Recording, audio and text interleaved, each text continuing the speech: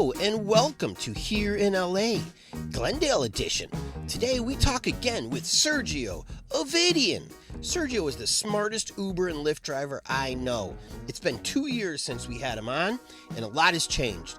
So we are going to go over some of the new elements of rideshare for both the passenger and the driver, and chat about why we're still doing this, how he met his beautiful wife, and what message he has for both Uber and Lyft, who will no doubt be listening to this episode. So please welcome Sergio Avedian.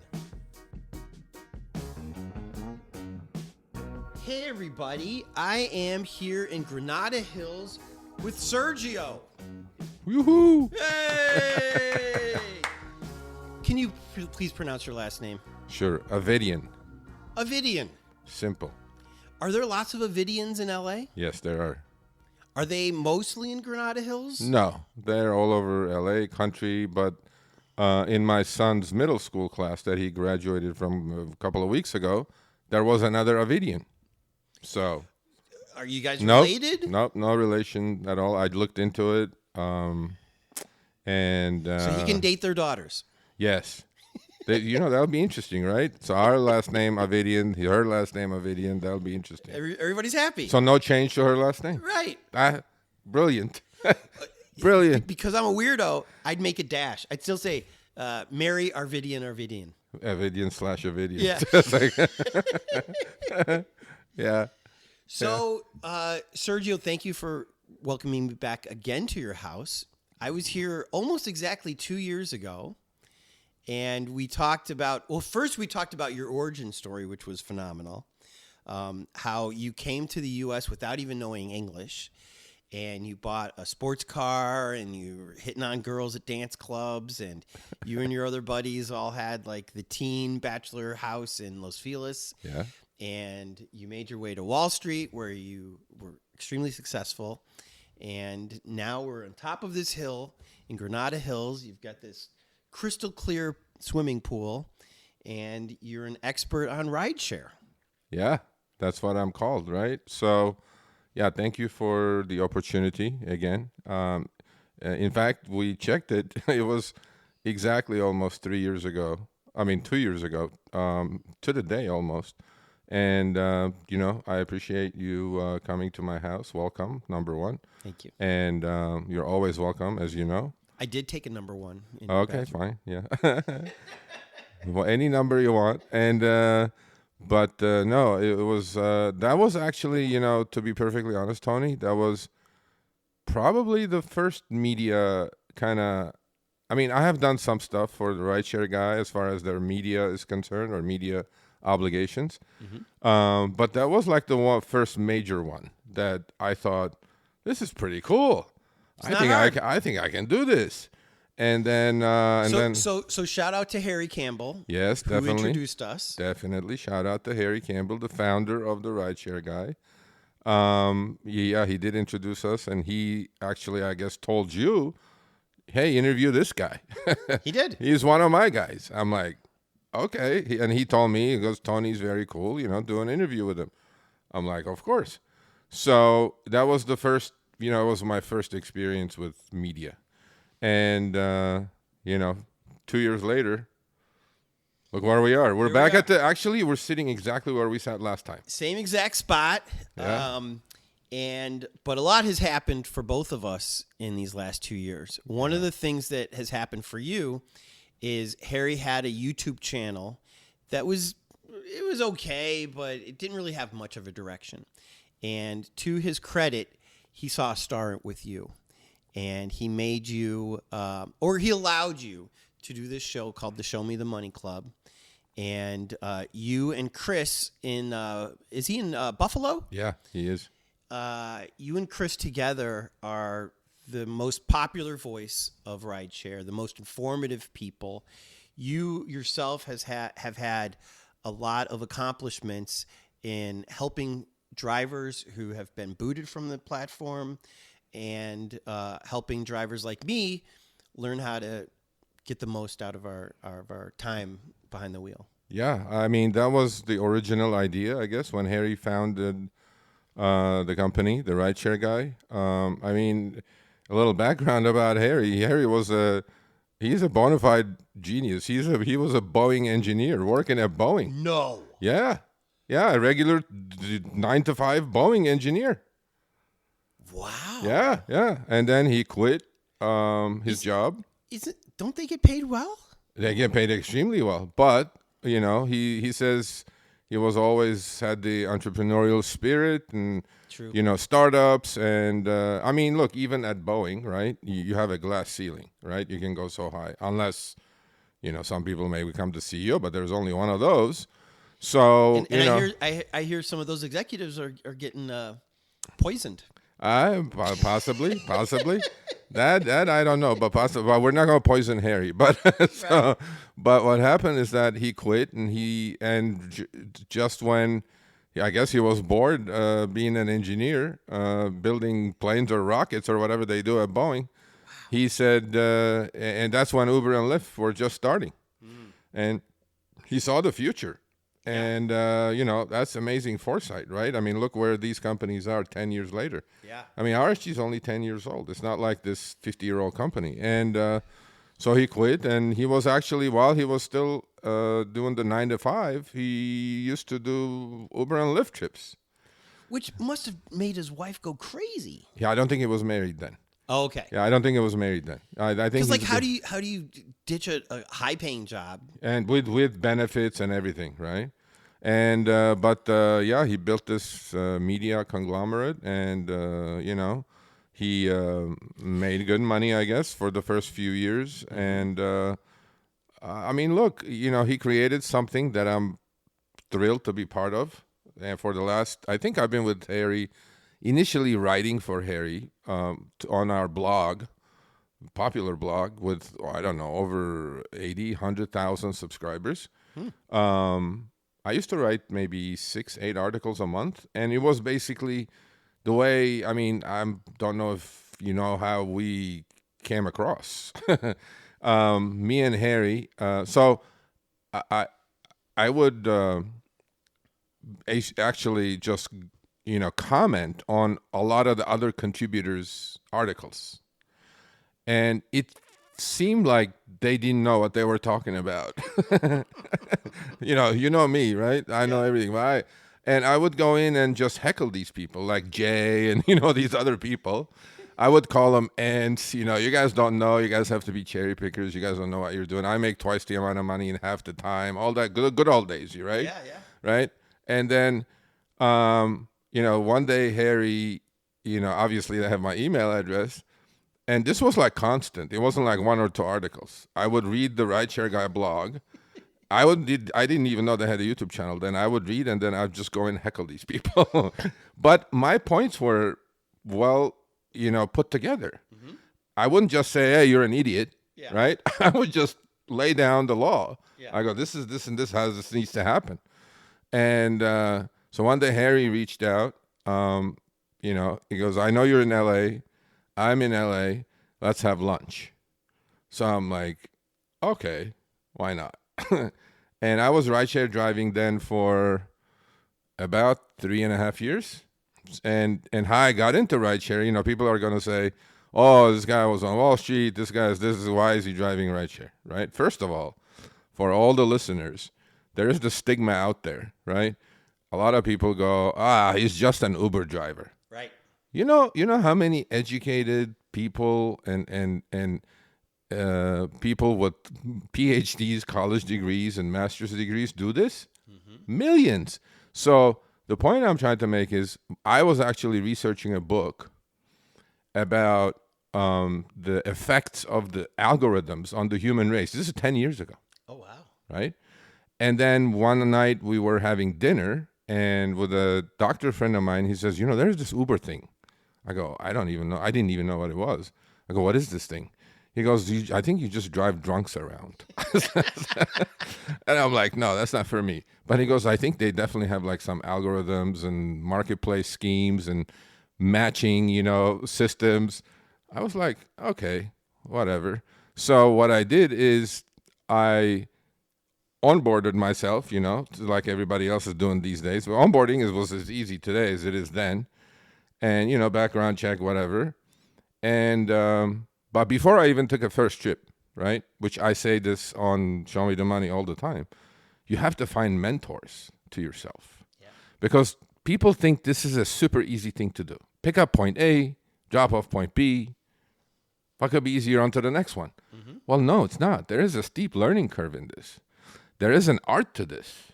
There is a game to this, because today is completely gamified. But even then it was gamified, right? So what I did is I went on to some Facebook groups and some uberpeople.net groups in LA. And I read the comments, and I found me 3 veteran drivers. And I bought them lunch for a whole month. I met them each individually. And I said, all 3 of you need to teach me exactly what you do before I even take my first trip. And with all that power, right, I had a leg up on 98% of the drivers probably. So the second I got out there, I was making $50 an hour. Then we're talking 2016 now. Then Also, by the way, this is before drivers knew where the ride was even going. Absolutely, we didn't know. But then we were making so much money with incentives and whatever that we didn't care. I mean, nobody knew what rideshare was. Yeah. Nobody knew anything about the gig economy, right? Look, a decade later, look where we are. But long story short, I started driving, and then I came across the rideshare guy. Yeah. And, then I improved my own game by trial and error for a few months. And then I was like making $60-$70 an hour. I was just like, I go, wow. I mean, every week it was $3,000, 40 hours, 45 hours, shits and giggles. It's like, Right. I go, who makes $3,000 a week? In what world? Right?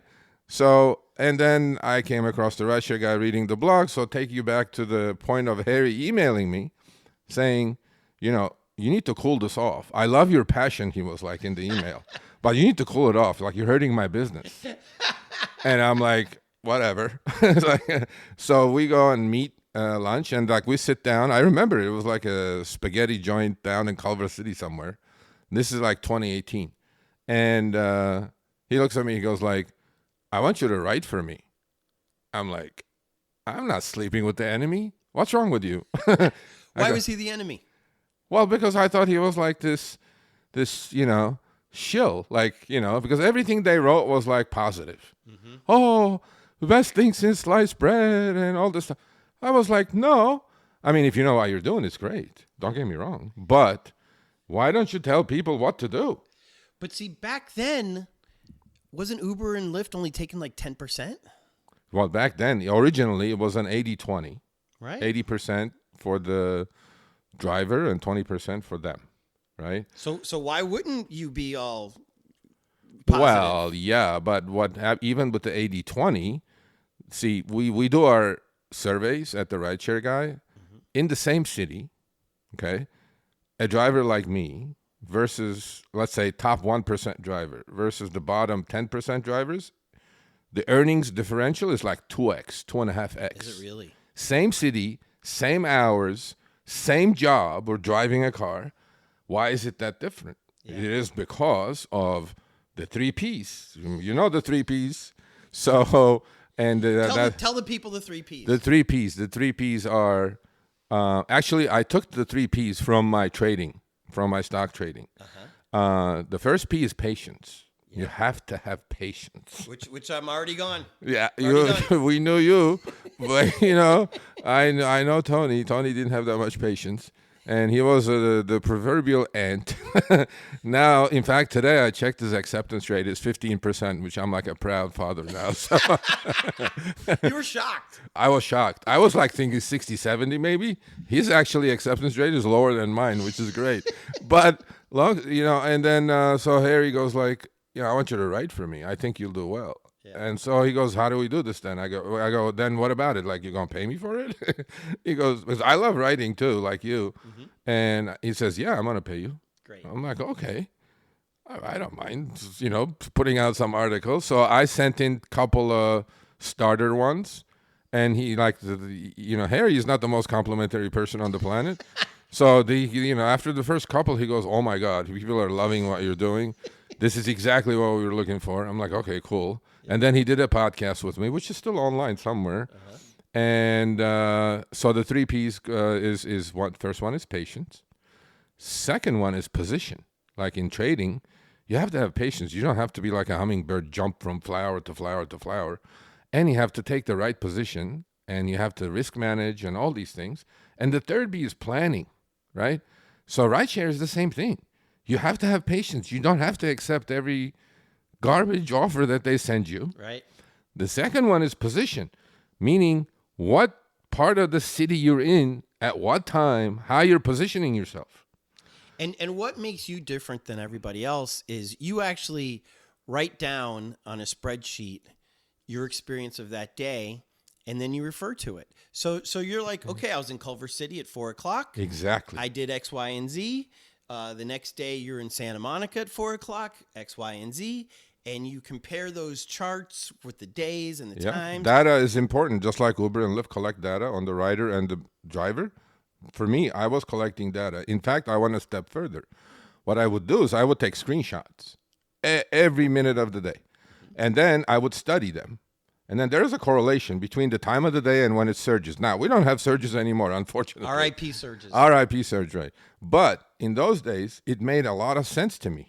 Surges, for those of you who aren't around, is in the olden days, if it started to rain, Oh, yeah. the fares would go up by two 2, times, 3x, 4x, 10x. I've had 10x trips. If Beyonce was playing at the Forum, it would go up 15%. Well, it still times. does. It still does, only for one side of the equation. Right. Only Uber makes that extra money. Yeah. No. It still surges by the multiple for the rider, for the passenger. That's right.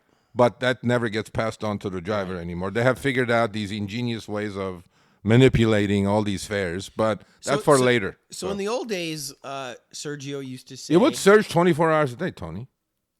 I believe it. Literally. Yeah. And then, so we would look at like 1x, 2x surge, 2 times the fare. Like if the fare was 20, I get paid 40. Right. I wouldn't even care about 2x. I'd be hunting for like 5x, 6x. Exactly. You're right? But especially on like Halloween and 4th of July. Yeah. Because it could go up to like 6x. Oh my God, yeah. So you were a fool to only take 2x. Yeah, why would I, right? It's just like today doing base trip versus a little bit of a $3 surge trip. So it's the same thing. And Uber, those sons of guns, they changed it from 2x and 3x down to 1.3x. Yeah. And they considered that a surge. And it was like, you're giving me, what, 30 cents more? Exactly. Well, 30% more, which is still, right? But then if you fast forward to today, that we will probably talk about shortly, is none of that exists now. Right. And we have something called upfront fares. But so let me take you back quickly to Harry for a second. But hold on. But there was a time where you said, if it ain't surging, I ain't driving. Yeah, no surge, no trip. There you go. Or no surge, no ride. And now there is no surge. Then if there's no cherries to pick, what am I supposed to do? Right. Right. And now, look, there are still surges, but now you have to really be careful and watch for hidden surges. Because, through the amazing algorithms that I was researching 10 years ago, they have machine learning, they have AI, they have learned so much, they have learned my behavior, they have learned the rider behavior. They price everything correctly, and as we'll talk about it in a minute, some of our accomplishments, the tests that we have conducted over the last 3 years, about algorithmic wage discrimination and all that, lingo that we got created because of Uber's shenanigans, But look, I mean, I say this quite often. They're a public company. They have shareholders. They have fiduciary responsibilities. They have to be profitable. And in fact, today we were talking about it before we started this. Uber lost more money than any startup in the history of the planet. Even more than Amazon? More than Amazon. Amazon didn't lose a quarter of what Uber lost. Uber burned through $32 billion before they made their first profit just 2 quarters ago. Which is crazy because what really was their overhead? Some software engineers? Well, no, the overhead was not that. The overhead was creating the brand, creating the marketplace. Creating a marketplace, I discovered helping other new rideshare companies and existing ones is something that should not be taken lightly. It's really, really difficult. And to create that marketplace, not only you have driver acquisition costs, but the major cost is rider acquisition and how you make them stay, because there's a competitor called Lyft, right? And to me, I've learned so much over the last 6 years about this gig thing that I'm called the preeminent expert in the country now, which I'm not like I laugh about it. Laugh But then all you want. I know enough about it to be dangerous. Who's number 2? I don't count number 2. Well, I mean, maybe it's Harry though. No, Harry, I don't think is number 2. Harry. Last time Harry is driven was probably 2017. But isn't that interesting though, Serge? You don't want to take credit, and yet the literal rideshare guy isn't even number 2. Is not, no, because there are reasons for that. Look, but that's my point. There's so few experts. Yeah, You may as well own it. No, but you know what it is? You find a niche, and everything I have done so far in my life is I try to do it as well as I can. Yeah. No half-assing it, none of that stuff. If I'm gonna dive in, I'm diving in. Ladies and gentlemen, his pool is perfectly clean. Yeah. Like I'm blown away. I'm the pool man. That's what I'm saying. Exactly. When Sergio wants to do something, he does it beautifully. And by the way, it's not easy to keep this pool clean because there's grass, there's weeds. Yeah. We're in a drought here in LA, so it's a windy area. It's windy. Yeah. So I don't see a leaf in your pool. Well, okay. So like I said, rideshare when I was a driver, and I'm still a driver, by the way. Yeah. See, I think that's what makes me so unique, right? I agree. So I can talk to the CEOs because of my finance and Wall Street background. I can talk to the CEOs in their own language. I can talk to them about EBITDA and gap earnings and free cash flow and all that stuff. Yeah. Which I do. I mean, as you know, I've spoken to all these CEOs. Interviewed a couple of them on our channel. But on the weekends, mostly on the weekends, but sometimes, when I see Serge, I'm no fool. I'm going to take it. Like Halloween, let's say, surging all day long. I'm like, hey, I'm not, I was making like good money. Are you going to drive on the 4th of July? I think so. Me too. Yeah. Of course. Yeah. It's fun. That's probably the best day, I don't know, after New Year's to drive. New Year's was phenomenal. Yeah. Wasn't that fun? I messed up for you on New Year's. It was still fun for me. Yeah, You know I do this for fun. I know you do, but it's a competitive thing with me. It's like number one, always number one. Yeah. But anyway, so I was saying, like, from having the ability to intelligently talk to CEOs of these companies who are obviously CEOs for a reason. Okay. I mean, I know they're all hated. We know that. But they are there for a reason.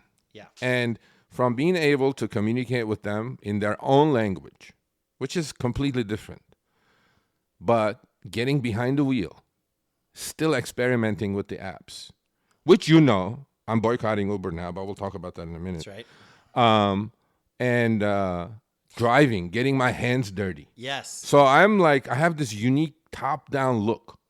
So I can talk the CEO language, but I can also talk the driver language, and I feel what the driver is feeling, and I see it.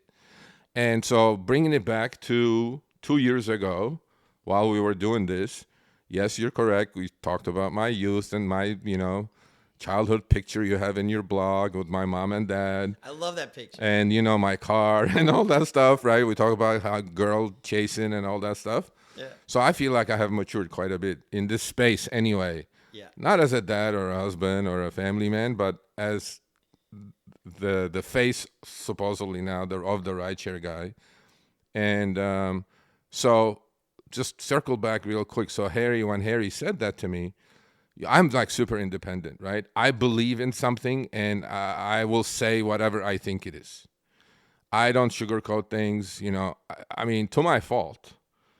I've burned bridges because of that. And but then I think people are looking for genuine opinions. And I am always myself. Yes.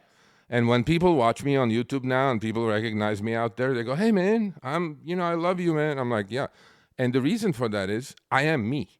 Like whatever you watch me on every Tuesday on Show Me the Money is like I am now sitting here with you. It's true. And when I'm talking to CEOs or executives of these companies or to drivers on the street. Yeah. That's me. I can't just do this acting thing. We've had private calls together, And I will tell you, you are that same guy on the phone with me or on TV or on YouTube. Yeah, it's difficult to change this, how you behave with different people, right? So I just find it fascinating that people are able to do that. I will never. I mean, I'll probably be the worst liar on the planet. Well, but Because you will nail me probably immediately. But the thing is, though, is that Uber drivers get screwed by everybody. True. And so you're the one guy out there who is probably the most trustworthy person. And again, it sounds like we're bashing Harry. We're not bashing. No. Harry has created this great channel, this great brand, absolutely, this great service to all of us. Yeah. Because I used to read that blog too. Yeah. But there's nothing better than your YouTube show. Yeah, man. but I mean, look, you know what? It's like real quick circling back to that meeting with Harry at that restaurant. So I said, okay, I'll write for you. And then I started, and then it was like a hit, I guess, with because they have their own matrix. I wasn't really paying attention. I was just writing, driving, my experiences, how to make drivers better. Mm-hmm. The words "ant" came around, and cherry. I created this language, and then I still get blamed for it because I go, that's brutal. You're calling people ants. I'm like, I'm doing it in love. Like, an ant, by the way, it's not derogatory. An ant, by the way, is somebody who will take almost any ride. Not almost every ride.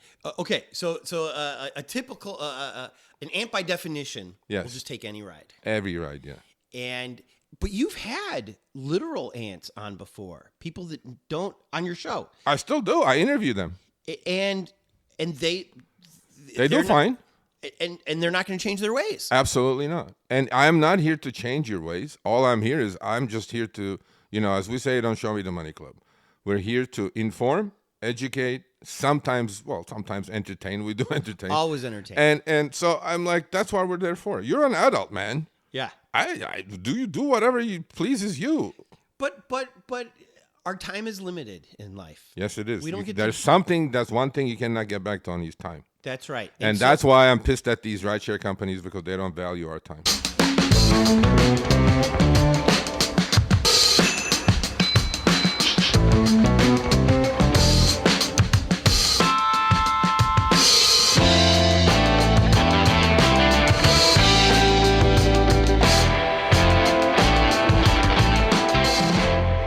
I told Harry, I go, listen, the only way I'm going to write for you is if you don't edit anything I say, if you don't change anything I say, nothing. He goes, I promise you. And you know what? That's why Harry gets the credit. Right on. Not a word has been changed in all those hundreds, maybe thousands of articles I've written for the blog, right? And then the pandemic hit, and then there was no rideshare, right? Yeah. So I stopped writing. And then as soon as the pandemic kind of was like subsiding, I called him up. I go, I'm going to drive, do a few trips. Let's see how it is. Because the money was amazing. Yeah. And I would make the exact same amount of money I was making, right, in 2016. Yeah. In 2020. Because the bonuses were crazy. That's right. And then I started writing. And my style of writing is like, it's more educational. Mm-hmm. I do pound these companies, as you know. I'm not shy. I call them out. Mm-hmm. But then, the screenshots, facts, proof that I'm doing this. You can do this too. Yes. That's basically it. Basically, how to make you more efficient, improve. Because look, you're out there driving 40 hours a week, let's say. Mm-hmm. All I want to do is improve you by $3, $5 an hour. That's $200 a week. That's $800 a month. That's $10,000 a year. Doing the same thing, but do it a little differently. A little smarter. And Don't work harder, work smarter. That was before I even showed up at the rideshare guy. That was their motto. Work smart, not hard. Mm-hmm. So let's fast forward. 2 years ago, I do your interview. Same place as it is today, and about 2 weeks after that, I was looking at I did the same thing I was doing with the people on the blog. So the blog completely changed. It's but my articles would get the most views, most comments, and people started saying, "There's a new guy. This new guy kind of is like us. He understands what we're going through, as opposed to sugarcoating everything. He calls it the way he sees it." I'm like, okay. So then I started watching Rideshare Guy's YouTube channel, which I think maybe had like 90,000 subscribers. Still big, right? Really good. I mean, really good. But then I would watch the contributors. I'm like, this is a bunch of Kool-Aid drinking fools, man. I was like, they're like the same thing as just like the blog, but they're on YouTube. There were a couple of them that I kind of respected and appreciated, but the rest I was like, what are these people saying? Who did you respect? You remember? Yeah, he's still there. Joe, I respect the most. Joe is Joe Pierce in Minneapolis. Oh, I like him. He was the guy with the car that had like 200,000 miles on it. Yes. Yeah. Yeah, I respect Joe. Jay, we have a weird relationship here, right? Jay is like, I don't know where he's at. Like, he does videos about ice baths. I'm going like, how relevant is that to Where's us? Jay at? Jay's now in Sacramento, but actually he's in Thailand right now. So, All right. but so he was the proverbial ant. Mm-hmm. He would accept everything, but then because of the bonuses, he would make money.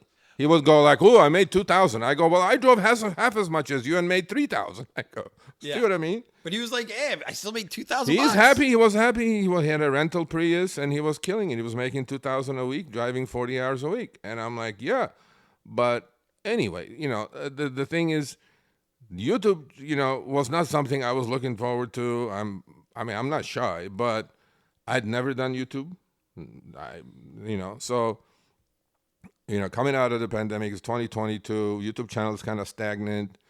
So one day I said to Harry, we talked quite a bit actually. Good. And I said, maybe I could do like a live stream. Yeah. He goes, yeah, if you want it. So at that point, we had this trust that, okay, this guy knows what he's talking about, and And he could always pull the plug if it doesn't work. Yeah, it's his channel. Yeah. Right? I mean, he owns the channel. Right. It's his platform. And he likes experimentation. He likes being an early adopter. He does. Absolutely does. And not too many people were doing, there were plenty of podcasts and live streams on YouTube. Yeah. Like Joe Rogan's and things like that. But it wasn't, I don't think there was any in the rideshare space or the gig world space. Right. So he goes, yeah, give it a shot. We'll give it a shot for 6 months. Mm-hmm. And I'm like, okay. That's a long commitment to me. Yeah. No, he doesn't pull the plug right away. He gives it time. Great. Like he did with deliveries, which we were pulling the plug, but now we're starting a delivery channel separately anyway. Uh-huh. We started a Spanish channel now. Spanish. Sí? Español eres sí, señor. And the power of AI. It's all our videos. No. It's me, fluent Spanish, with my own voice. I haven't seen this yet. Oh my God, yeah. All our videos from the English channel or, is on the Spanish channel. That's awesome. And you know what? Initially, a couple of them, I was like, yeah, this doesn't sound like me. Yeah. 3 months. It's been only around for 3-4 months. Now, I don't know if getting trained and learned, it is exactly my voice, Tony. I'm going to edit Sergio en español. Go for it. Right now. Hola a todos, Sergio aquí con la guía de rideshare. ¿Qué decimos en Show Me the Money Club? Trabaja más inteligentemente, no más duro. Si no estás usando la app solo. Let's pretend we heard it. Sergio. Ay, ay, ay. Ay, ay, ay. And like, no, I was like, and so we're still expanding, doing different things. Good. But obviously the mothership is the YouTube channel. Yeah. And so I told him, I go, let's do this live stream. He goes, okay, you want to do it by yourself? I'm like, well, I don't like anybody. Like, I couldn't do it with Jay. I definitely can't do it with you, Harry.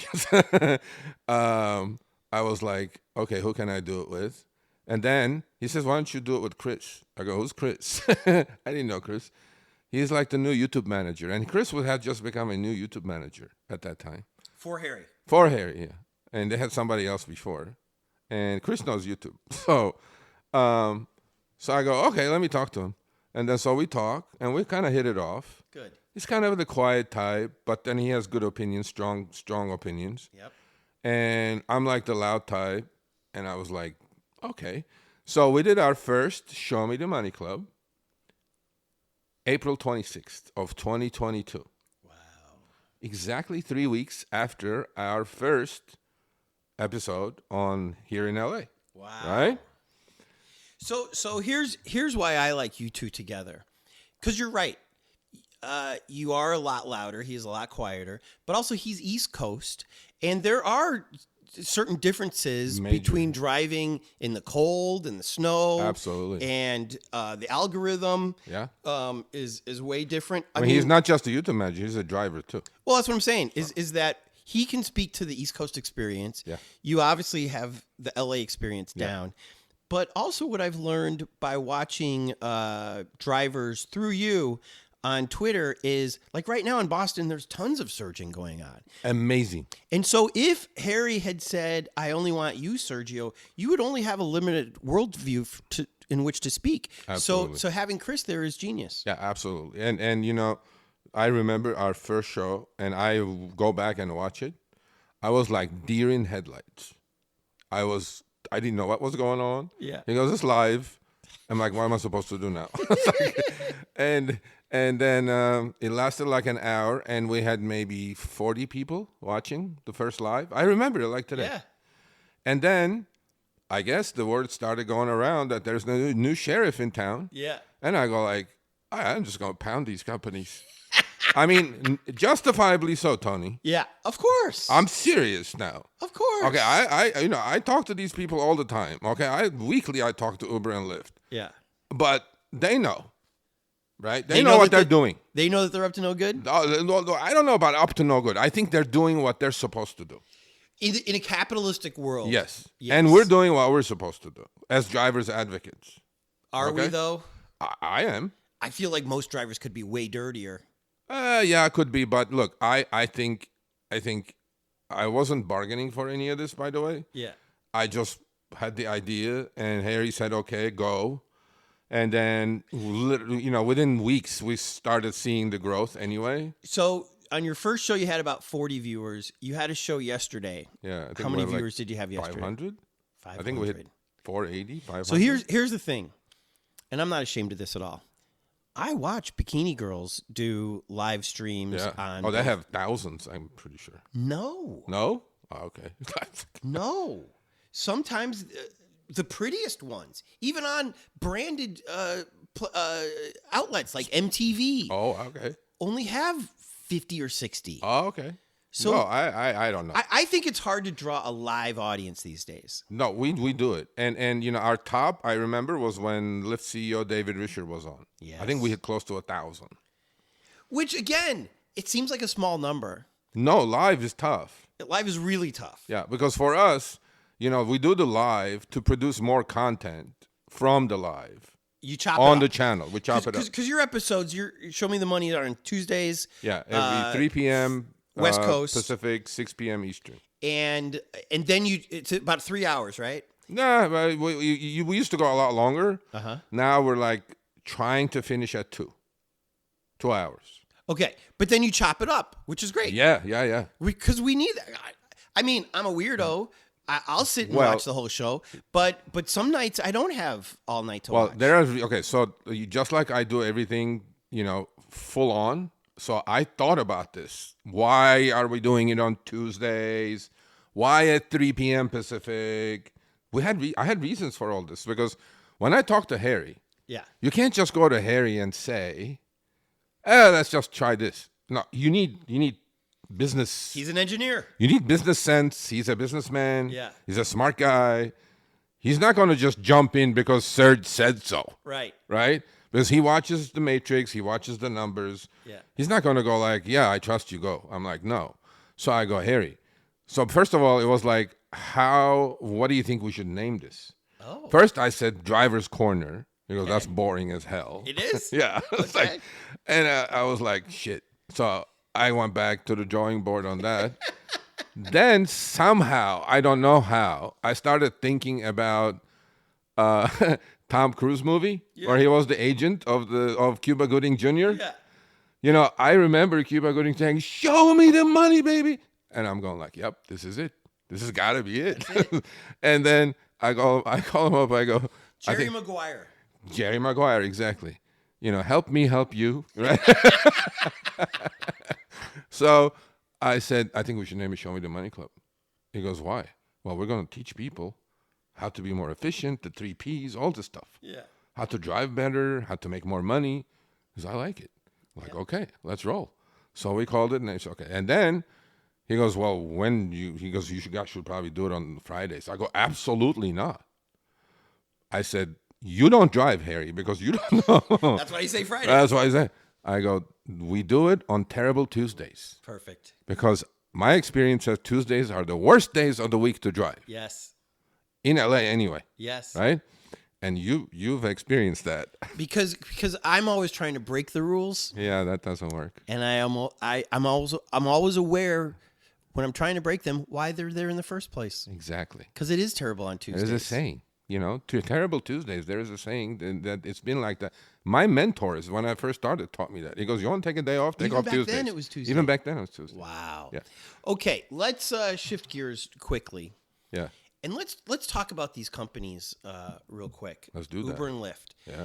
Because as we know, a lot has changed. And I think one thing that came out of our last interview together 2 years ago was it's a fun game. Absolutely. If you're into it for the reasons that we're kind of into it, it's a fun game. Yes. And we're fighting the companies, we're fighting the algorithm, we're sometimes the passengers we're kind of fighting with. We're fighting traffic, we're fighting the economy, the gas prices. It's us against the world. And so when you do win, it's just so delicious.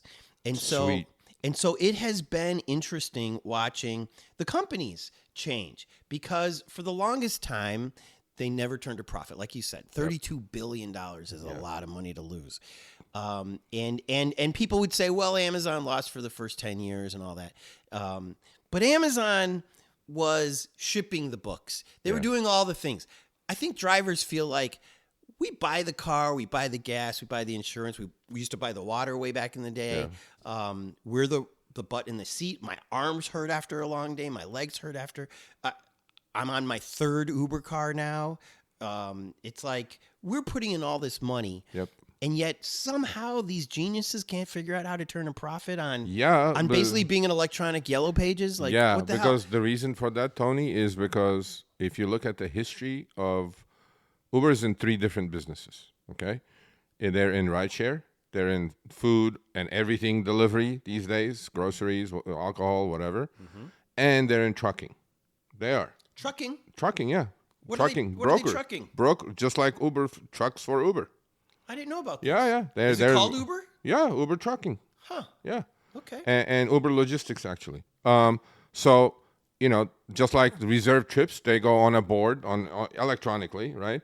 And truckers, accept their jobs and do the job and get paid through the app. Yeah. And Uber takes their cut, just like anything else. Really? Yeah. And that's their worst division, by the way. They're losing still money on that one. But if you look back, I studied this, historically. If you look at taxi cabs, which was before Uber, let's say, right? When they got disrupted, even on a regulated basis, with $2, $3 a mile that they charged the rider, the passenger those days, taxi cab business has been a very low margin business. Even in the good old days. Even in the good old days. Same thing with food delivery. Well, hold on though. If I always heard that the New York cab drivers would have to pay $1 million to have the shield. So the permission, the medallion, yeah. And they paid for their own gas. Yeah. The yellow cab paid for the car and maybe the insurance. Yeah, most cab companies, the way they work is that the driver goes and rents cars from yellow cab, let's say. You want to be a cabbie, right? You go through, get some couple of licenses, obviously. You need to be licensed. It's a regulated industry. The other thing is you cannot put as many cars as you want like Uber and Lyft does today on the market. That's why they created the medallion system. And you go rent a car. You pay the fleet owner $500 a week for the car. Everything else you make on top is yours. Right. And but even those days, the margins as a margin. This is not like a software business that you can sell like Microsoft or Google with 1,000% margins you're working on. You're working with slim margins. What Uber and Lyft, or Uber specifically, tried to figure out is with their efficiencies, with the technology and with algorithms and with machine learning, they would be able to squeeze all this blood out of the rock. Right. Because in the early days, I'm talking the first couple of years of Uber and Lyft, drivers were making so much money that they would buy other cars to then lease out to other would-be drivers and be kind of pimps of their block. Why wouldn't you? Because and Uber was like, that's too much money.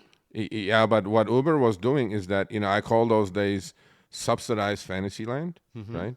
And it was beautiful days. It was just, they will never come back. But that's when Uber was trying to establish this marketplace. Yeah. That's when they were spending those $32 billion year after year, quarter after quarter. So if you were to do it all over again, you would do it the same way? Absolutely. To create a marketplace today is probably tougher than Uber. But what they didn't understand or think about is the businesses that they were getting into were very low margin businesses to start with. But with all the technology, they thought we would squeeze some efficiency out of an inefficient taxi cab business and create this marketplace for hundreds of millions of people. You have to understand, and there's something called MAUs, which Uber just changed last quarter to MAPCs. It's called monthly active paying customers. Okay. It used to be, MAU used to be monthly active users. This is lingo, Wall Street lingo, people. Because that's what they talk about on their earnings reports that I listen every quarter. Uber has 162 million MAPCs. In the U.S.? Yes. Well, there's only there's only 350 million people. Everybody is there. Now, globally, right? Think about these numbers, right? Uber is a global company, right? To create this marketplace on a shitty business, that's rideshare. It's a shitty business. What makes it shitty? But there's no margin. There's no margin. For Uber? Yeah. They didn't just buy the Tesla I just bought. I know, but what they have is, you have to understand, a lot of people ask me that and go like, look, they charge a customer 50, pay the driver 25. Yeah. Where'd that 25 go? Well, you have to understand, there's 33,000 employees at Uber. Problem number one. Oh, I agree with that one. 33,000 employees, and I'm pretty sure they're not getting paid janitorial, They ain't worried about $20. They ain't worried. They're not worrying 18, they're not working for minimum wage. You know what I'm saying? So I just kind of back of the envelope figured out that if each, on average, they're all getting paid a couple $100K a year. Yep. That's right there, like $7 billion a year. Oh, is that how much it is? It is 33,000 times 200K. Well, especially because, and I honor all the words that you say. So if the most expensive part about creating a company from scratch is the beginning part, building the demand, that's already done. Yes.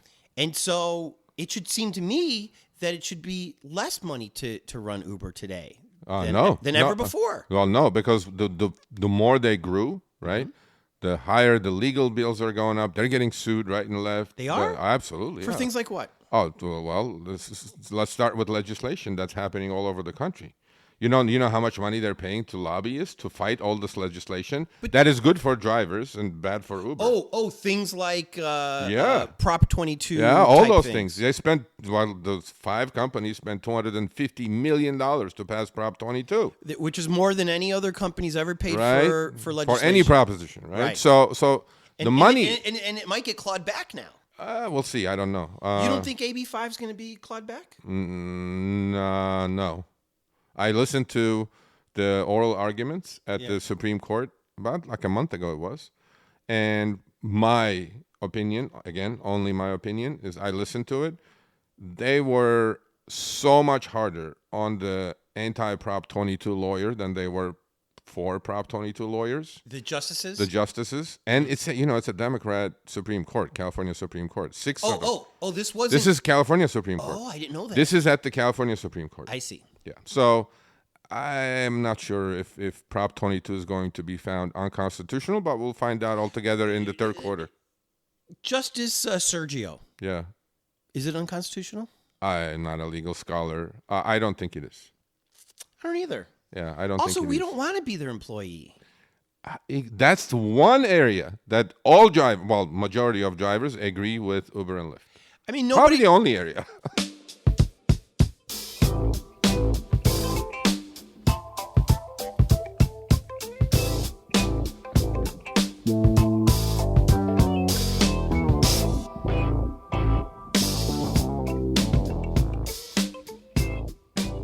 Right. Nobody believes the article I wrote for Los Angelino a couple of years ago, where I went to the Uber lot at LAX and I asked 25 drivers, "Do you want to be an employee?" And none of them. We do our surveys at Rideshare Guy constantly. Yeah. And we get thousands, if not tens of thousands of Much more responses. scientific. Much more. Well, I wouldn't say it's super scientific. Yeah. But a lot larger sample size. Yeah. 80-20. 80% want to say independent contractors. I mean, after my experience, I'm surprised it's even 20%. It's 20. Because most of the people, because I would ask why. Why don't you want Well, vacations? that 20 was lower, but it's 20 now because of all the shenanigans that we're experiencing, the rate cuts. People were going like, okay, look, I'll probably make more money if I had benefits and all that stuff counted in, right? And a lot of these people were saying things like, I don't want to be told that I have to drive on a Friday night. It's happening today in New York City. Uber and Lyft are logging out drivers without a warning because they have rules and regulations in New York City, not New York State. We talked about it on the show yesterday. Without warning, people are not able to log on because there is not enough demand. And the way the legislators set it up in New York City is that drivers were getting paid for idle time. Oh. And Uber and Lyft says, I ain't going to pay you for that. I'll pay you when you're on your way to the passenger end and with a passenger in the car. Mm-hmm. But I'm not going to pay you to watch YouTube in your car. Which is understandable. I think so. Yeah. And then they're just not allowing people to go on. They're scheduling people. So look, Tony, they own the apps. Right. They can do whatever the heck they want. So when you want to be an employee, understand it's going to come. It's not going to be like today. Right. That I'll just log in for 2 hours today and go my way and go to my doctor's appointment, go pick up my kid from school. That's right. It ain't going to be like that. They're going to give you a shift. Yep. You're going to accept every single trip. Yep. There is no, you're an employee. Why would there even be a not accept? Why would there even be a cancel? No, you just drive. Because at McDonald's, I can't cancel an order. Exactly. You just drive. You get in your car, 8 hours. You do the thing. You drive. Now the positive is they're going to have to pay for the repairs on my car. They're going to have to pay me vacation, they're going to pay for that. days. They're going to pay benefits, healthcare, sick time, paid time off, But health insurance, all that shit. But every single person I talked to in that lot said, don't care. Look, for one reason or another, okay? If you were to ask me personally, do you want to wear an Uber hat and a Lyft shirt? I go, hell no. Right? So, by the way, right now he's wearing a rideshare hat and a rideshare hat. Yeah, a rideshare guy hat. Yeah, but that's the branding. Come on. What's your boxer shorts say? Hanes.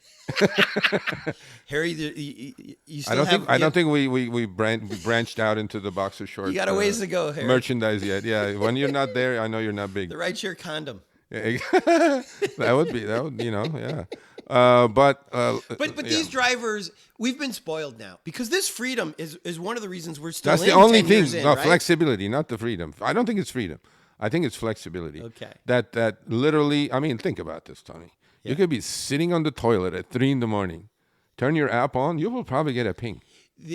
Not only will you get a ping, but if it's the right price. Go to LAX probably. The right price, I put on my shirt and I go outside and I start driving. Exactly. In what job other than this can you do that? That's right. You know what I mean? Where nobody's going to complain. But that game is changing too. Because there have been so many restrictions over the last 2 years. Right. Specifically, actually, the coincidence, I didn't know it was coming.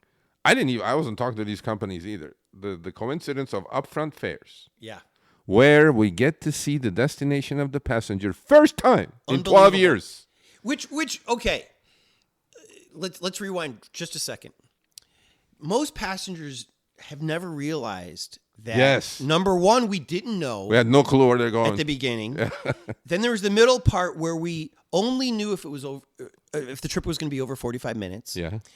And now we're in the situation where not only do we know where the ride is going to go before we accept, but we're not punished anymore if we say no to that ride. Well, as of yesterday, things are going to change. No. Oh, you didn't watch the show yesterday? I didn't watch all the show. Oh, you better watch it today. Uh-oh. I only watched the 2 segments of which one did you watch? My boycott, which I'm going to have to talk about my boycott. And then the one after, which was the the standard versus advantage. Is that where you're about to lead into? Yeah. But you said that was for not California. Well, not California yet. So I kind of tuned out. Yeah. No, okay. Well, you have a point there, but not California yet. But you know how Uber does things. They start, they pilot, they test, they release. Yeah. 9-10 cities. Then they study the data. Right. And then national rollout. But under Prop 22, they can force me to do stuff. That's going to be the problem. See, the law they passed may gonna not screw allow them to do that. Good. So, I was actually talking to an Uber exec, because I have like massive stories coming on Prop 22. Oh. Like, yeah, big, huge in July. We have huge stories coming up. Nice. Because I'm trying to protect the consumer as well now, not just the driver. Okay. I want to educate the consumer too. Yeah. If I were to ask you, who is paying for Prop 22, what would you say? Well, Uber and those guys paid $230 million, right? Consumer is paying for the Prop 22. Because they raised the rates after it passed. Nope. On each trip in California, each food delivery, not just the rideshare, each rideshare trip. There's a line item? There's a line item, ranges from 50 cents to $1.50. And what does it say? California driver benefits. It's collected from the rider. Interesting, because we don't get benefits. Well, if you fall into the restrictions or the thresholds of the way Prop 22 is written, you would get benefits. But who are the people who are getting those 9% about 9%, but okay, who are those people? full-time drivers. Who are bad at their job. Oh, bad or good, but they're getting benefits. They're bad at their job. Okay, fine. But all I'm saying to you is we want to know, I want to find out. So we did all these calculations. By the way, so one of the most important accomplishments we had on Show Me the Money, which I have to shout out to Pablo Gomez, who's another driver who brought this to my attention. What state? He's in here. He's in LA. Okay. He's an amazing driver. And but he's one of the smart guys too. Right? What neighborhood? Maybe I should talk to him. He lives in Orange County, but he drives LAX. You'll find him LAX. Okay. He does specifically LAX. All right. He's the guru of LAX. Pablo, if you're listening, Yeah, good he'll job. listen to this and he'll give you a call. You can interview him. He's fantastic, amazing driver, intelligent man. But anyway, so when we did Show Me the Money for a few months, and then first was like 40 viewers, then 60, then 80, then 100. The first time we broke 200, I was like, yes, because the counter is on the upper left-hand corner. I don't look at it anymore because I look at the chat now because it's flying, right? Yeah. And I look at once in a while, I used to look at it. So when we broke 200, me and Chris were like, yeah, we broke 200. And then 300, and then consistently stay over 300. Then you break 400, right? And the important thing is not that, though. The important thing is the replay. Yes. Because not everybody can watch you live. That's right. And then when our replays initially were like 2,000, 3,000 people, in individuals were watching the show afterwards like you do, let's say. And then the snippets or the segments that we put out as content. And then now we average 10, 12,000 for the whole show that individuals watch, right? And what has happened? So that channel that was stagnant at about 80, 90, 100,000 subs, I think we just hit 188,000 subs. Unbelievable. In 2 years, 2 short years, while RSG YouTube channel was in existence for 10 years before then. So does Sergio bake, or does Harry bake you a cake? Does he say No, Harry complains that I get paid too much. Every chance he gets. paid? You get a cut of the No, I don't get a cut. I have my own deal that All right, fine. I make my own deals. It's none of my business. No, because YouTube. Okay, let me explain something to you. Yeah. I'm close with Chris, obviously. We're like brothers. He's like my partner in crime. I call ourselves like the odd couple or the Johnny Carson and Ed McMahon, of rideshare. So I ask him about our matrix, what's happening, and then I actually have power to go in and look keep at it. calling it matrix, which I love. I think you mean metrics, don't Metrics, you? sorry. Okay, good. That's my immigrant side. That's right. Okay. So metrics is, growth phenomenal, right? Yes. So channel doubled almost in subscribers. Unbelievable. Doubled in views. Like we get about 1 million to 1.2 million views a month. No. Yes. And we get maybe like 45 to 65,000 hours watch per month. Wow. So we've grown a lot, right? Yes. All those numbers are up like And Harry's not happy? No, Harry's happy, but Harry's always trying to squeeze dimes out of nickels. You know what I'm saying? So I'm like, Harry, I think we're doing well. He goes, no, I don't think we're doing well. Harry, shout out to you, Harry. You're like the typical soccer parent, Harry. Like your kid Your kid scores 3 goals, hat trick. On the way home, you say, you could have scored 6. That's you, Harry. I love you, but anyway, that's you. So, Wow. yeah, anyway. So, no, we're fine. We're doing fine. Yeah. But I figured that YouTube algorithm is much worse than Uber's algorithm. How so? But, okay, we do the same constant views every month, right? Yeah. So you would expect to make the same amount of money on YouTube every Yeah. month. No. 1 month is this much. Next month, it drops by 40%. 40%? 40. And then the next month, it goes up 70%. Okay, let me ask you this. I'm going like, who's figuring this thing out? Because I have a feeling I feel most of our audience has tuned out, which is fine. Yeah. Because we can talk as friends now. Okay. CPMs for YouTube, Yeah.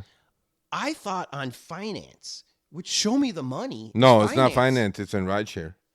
We're in the gigs. How do you change that? I don't know. I think you should change that. Yeah, Chris maybe can It's change called it. Show Me the Money. Okay, well. It's I all don't about know. money. Well, I have my own YouTube channel now, which is CPM is going to be pretty high on that. The finance When you channel. start seeing the CPMs on that channel, Yeah. It's going to be like 2, Compare 3x of rideshare. right? That's what I'm saying. Our CPM is very low, but I don't know why. Because it's rideshare. I'm saying Because give it it a different category. So one quickly is like we started doing the show. A year goes by, we're growing. Yeah. And last May, Pablo Gomez brings this Prop 22 thing to my attention. And this was last May, so about exactly a year ago. Mm-hmm. And at this time, by the way, people started noticing that, okay, there are these two people that are really doing good work. And then I took over all of our media obligations with Rideshare Guy and amazing journalist friends. I created friendships from the Wall Street Journal to LA Times to Business Insider to whoever, CNBC, whatever. Yeah. And they're still obviously around. And Is your LA Times guy still there? no, he was fired. Ugh. Brian Merchant was fired. R.I.P. Yeah, well, he's doing fine. I'm not going to, he wrote an amazing book, shout out to Brian, called Blood and the Machine about the Luddites. And he designated me as his chief Luddite of the rideshare drivers. How about that? How about that? You know what I mean? So anyway, Pablo Gomez brings me to my attention, Prop 22, which I'm still investigating. In fact, this article was supposed to come out in January with Brian, but then he got laid off. Yeah, timing, horrible. But then you can freelance it to somewhere. Yeah, but no, I'm doing it with 2 other amazing journalists. Okay. Very credible journalists, and it's going to come out shortly. The second part 2 of Prop 22, because I think that was my claim to fame. Seriously. Yeah. After a year. So Pablo brings this to my attention saying, Sergio, have you read Prop 22? I'm like, I don't read the whole law. I know what it is, but I'm not going to sit there and read hundreds of pages of the law. He goes, no, this is like a really simple thing here. So he sends me a couple of paragraphs. I'm like, wait a minute. Something is fishy here. And we figured out that drivers were owed back pay for an inflation adjustment on Proposition 22. Because every year, the mileage that they get paid, the cents per mile, was supposed to be adjusted for inflation. Oh. And it was never done for 3 years. Uh-huh. So then I was like, okay, I'm good at math. So I was like, okay, so we got paid 30 cents. Mm-hmm. Next year, we should have gotten paid 32 cents per mile, every mile we drove under Prop 22. And next year should have been 34 cents and then 35 cents. Because the inflation numbers went through the roof. We know how much more we're paying for everything last 3 years, right? Yeah. Those numbers were never adjusted. Huh. So what do? We called the California Treasurer's Office. Yeah. And we're trying to talk to people that had no clue what we're talking about. Of course not. But they were the ones who were supposed to publish this change. Mm-hmm. So then we called the companies. Companies go like, take a hike. We have nothing to do with it. Yeah. She was supposed to do it. You know how the typical, we owe you money. We're not going to get back to you. Yeah, because the treasurer never published it. Yeah. Right? So they, how good they are. They're good. That's where the money goes. There's hiring lawyers and publicists and whatever they have there, right? Yeah. And then so pushing back and forth, I tweeted it out. Guess what? Then I called Brian at LA Times. He was at LA Times. And we had a couple of amazing articles with Brian before about algorithmic wage discrimination, all these tests we have done. Mm-hmm. And he had published those, So my name was getting out that this guy is really doing good work. Pay attention to what this guy is saying. Yeah. Like the E.F. Hutton of like, when E.F. Hutton's, you remember that commercial? We keep saying things that nobody are will 40 understand. years ago. Yeah, but we're old. The That's kids why. are like, Ed McMahon, Yeah. E.F. Hutton. Johnny E.F. Carson. Who doesn't know Johnny Is Carson? E.F. Hutton even around? No, he's there bankrupt. But but that was a great commercial when I was on Wall Street. When E.F. Hutton speaks, everybody listens. Yeah. So we discovered this. We had the treasurer publish. In the meantime, LA Times article dropped with my picture and Pablo's in the front cover for 6 days. It was the most read article in LA Times for the year. And so when I pitched it to Brian, he goes, "Are you sure about this?" I'm like, "Brian, we worked before. Right. I'm not going to screw you." It's like, I don't care about fame or this or that, but this is important. Yeah. We could get like drivers hundreds of millions of dollars. Yeah. He goes, "Is it really that much?" He goes, "It's like 3 cents." I go, "Yeah, but there's like 1.2 million drivers in California, and they've driven billions of miles in the last 3 years. Yeah. Back pay." Sure enough, the treasurer publishes it. Article drops. Not even 24 hours later, I got money. Every single driver from, this is not Uber and Lyft only, by the way. Yeah. This is DoorDash. Oh. This all gig companies. This is Walmart Because Prop Spark. 22 Applies to all of them. them. Prop 22 applies to all the independent contractors in California. And our back of the envelope calculations say at least $200 million went to the pockets of California gig workers, even if you were not currently working. So, does your wife say Sergio? She got money. She got $300. Because she did. DoorDash. But does she say to you, "Look at my handsome husband"? No, she doesn't care about these things. She doesn't bake your cake. No, she's either? not impressed at all. Nobody's baking you cakes. Nobody's impressed. No. Nah, well, I mean, certain people The are kids? impressed. Kids, yeah, my son is impressed because he thinks like it's cool because I have my merchandise line now. When I go pick him up at school, his buddies watch me on He YouTube. thinks the rideshare guy T-shirts are cool. No, he not those, but my know your worth Right. shirts and gig with it stuff. But Harry, you got all. No, of Harry, us. after that article dropped, Then Harry goes, "Holy shit, Serge." Oh, can I say shit? of course. Okay, he goes, "Holy shit." Because I'm sure you made me some money. I'm sure I got a couple $100 bucks. I'm pretty sure you did. Yeah. Yeah. This was for rideshare drivers, for food delivery drivers, for Instacart drivers, DoorDashers, Grubhub, Walmart Spark, Target shipped all of it, right? I love it. And I started getting hundreds of emails. "Sergio, I got $1,300. Sergio, I got $1,100. I needed it. I needed tires." Yeah. And I was like, okay, let's do a little calculation. Couple $100 million went into the pockets of drivers. Do you feel good about yourself? Oh about my God! that? I was my happiest day All right. Good. at the rideshare guy, I bet. and I was like, okay, that's cool. And guess what? A month after that Yep. was the first contact. From Uber. Uber. Saying, That's meat. were you nervous? No, I'm never nervous. You're not from Look, Chicago. man, they're just like a human being, just like I am. You're not from Chicago. When the boss goes, No. "Hey." You know, Tony, I'm Armenian. Come on.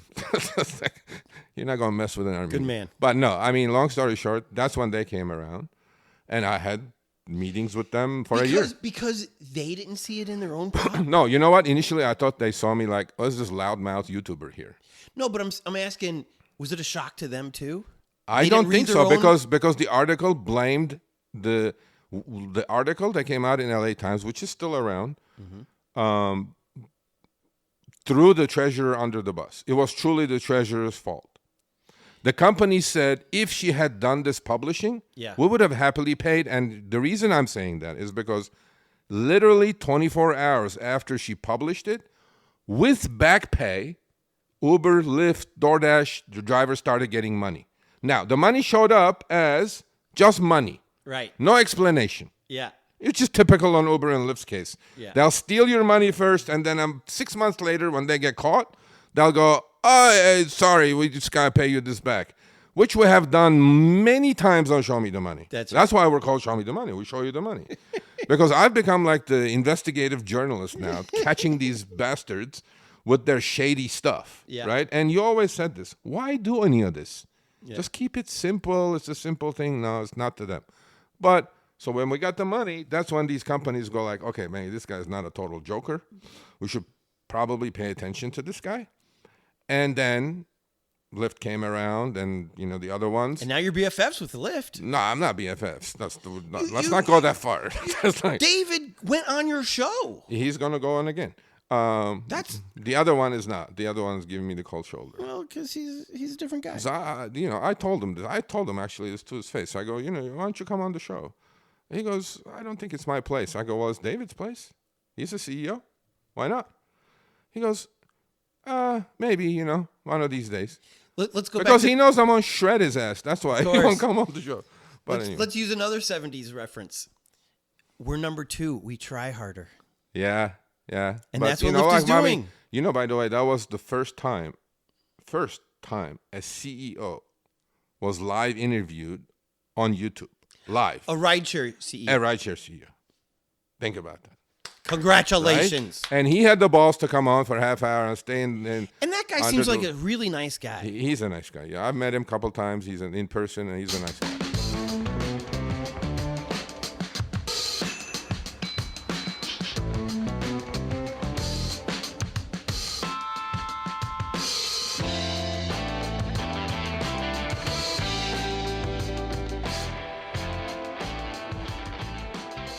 If we're going to keep doing old TV shows, this is your life. Oh, this is my life. Yeah. Sergio, you also have helped a lot of drivers who were booted from the system. Well, Get yes back and no. on. Yeah, yes and no. What I can do is I have no powers when it comes to people getting booted off. Yeah.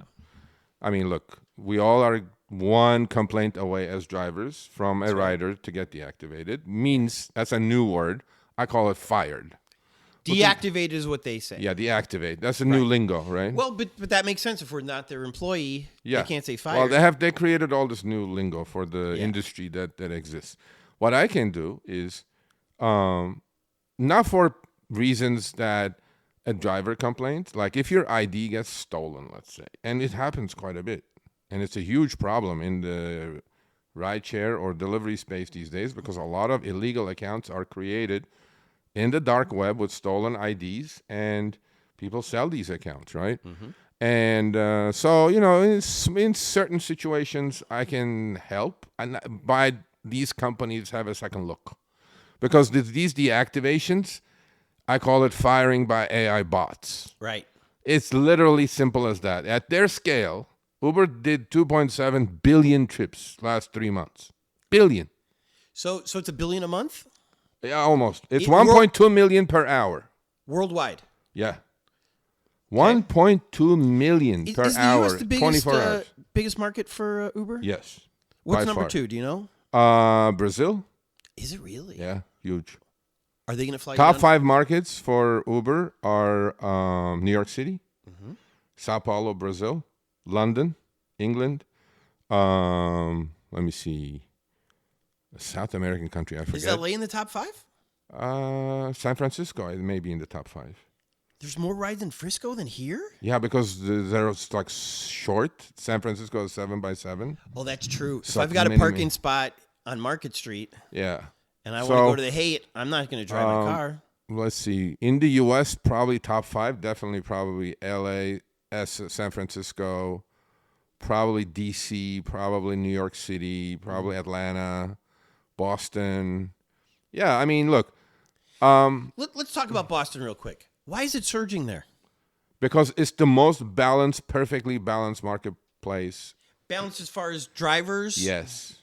Because to become a Boston driver, or Massachusetts, not just Boston, Massachusetts driver, you have to go not through 1, but 2 background checks. And every time that they do that, thousands, 8,000 to 10,000 drivers get denied. It's not just a Uber's watered down checker background check. So these are... It's a state-run background check on top of that. So does that mean there are drivers... Not anybody can get on to drive But does Uber that and mean Lyft. there's drivers in LA that probably shouldn't be drivers? I would say, look, I don't want to insult anybody, but ahead. I would say probably 30% of LA drivers should not be driving.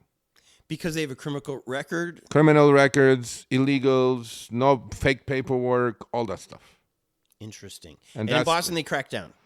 You can't. I wonder why. And not only that, Because Tony, Massachusetts is a liberal place. well, I heard that they love illegal immigrants. and it's not about just illegal immigrants. It's about safety as well. It's So about smart. consumer safety as well. So should we be lobbying our... Absolutely. That's going to be my number one fight going Is it forward. really? Absolutely. 6 months. God Well, bless first you. of all, I'm trying to stop Uber passing Prop 22 in Massachusetts. Massachusetts, they have not one, but 5 ballots on the upcoming elections in Massachusetts.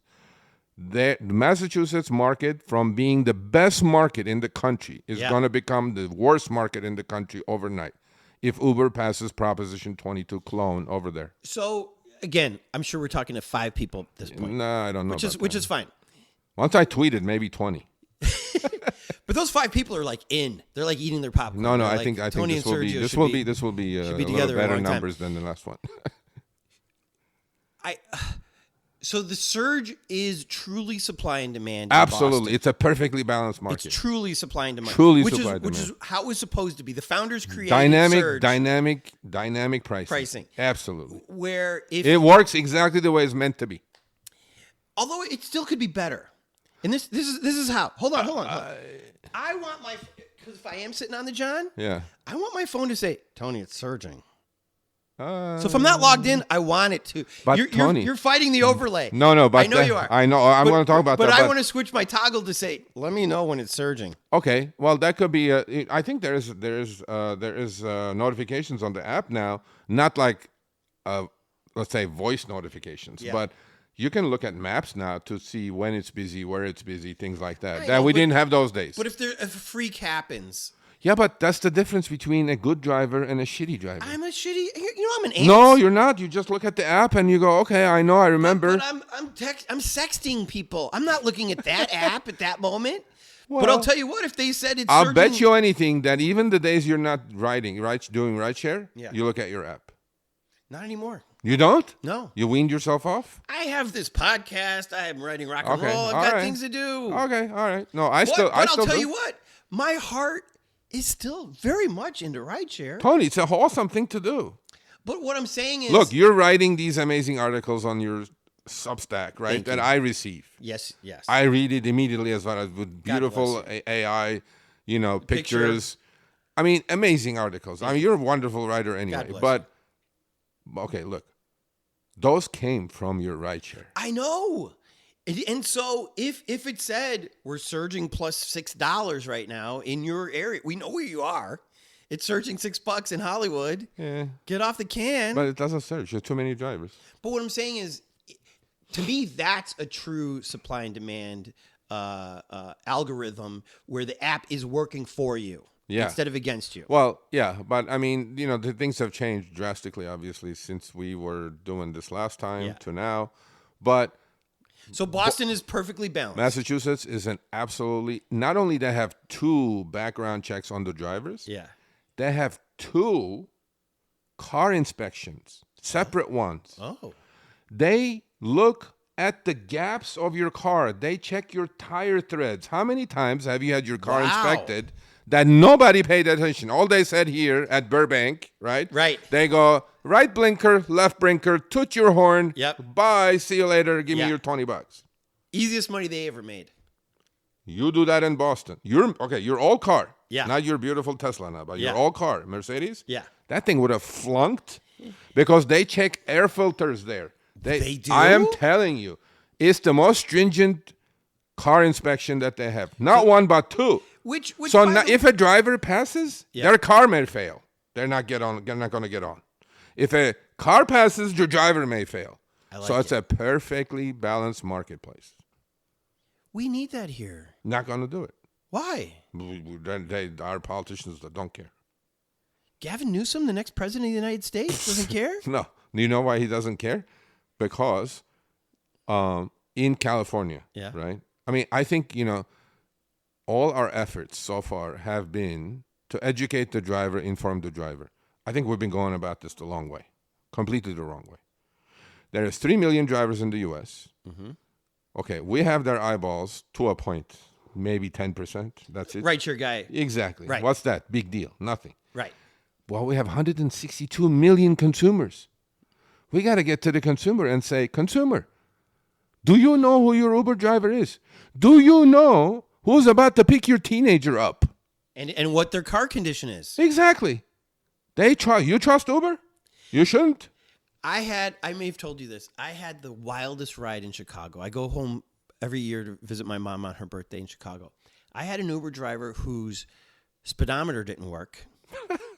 And the engine light was on, and he's holding the phone in his hand the whole ride. And I go, I'm an Uber driver too. He's like, oh, really? And we're talking, and I was like, everything that you're doing is wrong. And I'm more worried about you than I am about me because my ride is over in about 15 minutes. Yeah, if I'm going to go die in these 15 minutes, I'm fine. But Right. you most likely are going to do something. But you definitely are going to die. Keep doing this phone in your hand. Yeah, you're definitely going to die. And I go, how do you know how fast you're going? Yeah. First of all, Yeah, no idea. Chicago cops aren't fun cops. Yeah. And he goes, well, Waze tells me that. I was like, okay, you're Oh, okay. yeah. I go, but none of your passengers, like, what is your rating? He's like, I don't know. There you go. I go, That's the problem, Tony. it is the problem. You know what the problem is? I've been in Ubers a lot lately. The car quality, the service quality, and specifically the driver quality is in the tank. It is. And the consumer is paying 50 to 70% more than before. Yeah. And they are now noticing it as well. They're saying, wait are a minute. I was paying like $10 for 10 miles. Yeah. Now I'm paying $30 for 10 miles. Yeah. And this jackass just picked me up Yep. who couldn't read GPS, who didn't have a phone holder, Yeah. and his engine light was on. Right. So the consumer is going to start revolting. Yes. And that's why these companies are playing with fire. They're screwing the rider and they're screwing the driver. Let's go back to Gavin, though. Obviously, Gavin wants to be president at Yes, some he point. does. And so are you saying that he needs Uber and Lyft in his back pocket? He needs all California companies in his back pocket to recommend him, to endorse him. Well, he needs the tech bro money. Maybe. No, yeah, he does. And my thing is, look, But again, am I naive to think the Republicans don't have a bench?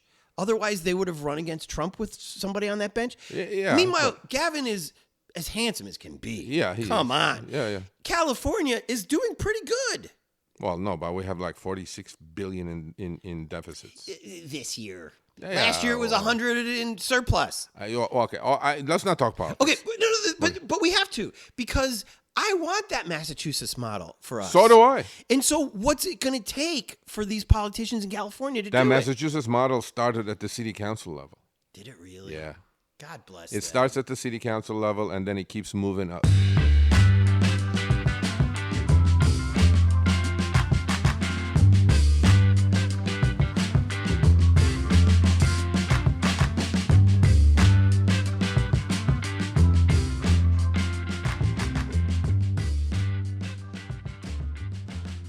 Mrs. Sergio, how are you? I'm Tony. Hi, Tony. I'm Jasmine. Jasmine, so nice to meet you. We've been talking about you on this podcast Oh, okay. and how you kissed your handsome husband when he gave all of these drivers hundreds of millions of dollars, That's right. including you, he told me. I did. So thank you for letting us be in your house today. And we've probably only got about a half hour left. Yeah, it's fine. No problem. It's very nice meeting you. I see you. Where'd you meet your bride? Did we ever talk about this? No, but... Was it at one of these dance clubs you were Oh, no. dancing no. at? Completely not that, no. No. Was it when you were at Chippendales, Armenia Chippendales? No. There's no Armenian Chippendale, let me tell you that. Yeah, I was the Armenian Chippendale and she showed up. Yeah, no, I don't think so. No, actually, I met her at my lawyer's office when I was becoming a citizen. Oh. I So was like in like Westwood? No, in downtown. Uh-huh. And I was so I've had a green card for like 20 years, legally working, doing whatever. I mean, the only thing was I couldn't vote Oh. because I'm not a citizen. So I was like, okay, I just should become a citizen. So I called the same lawyer who helped our family to get our green cards from 20 years ago, not even knowing he's in the business or he's not in the business. Yeah.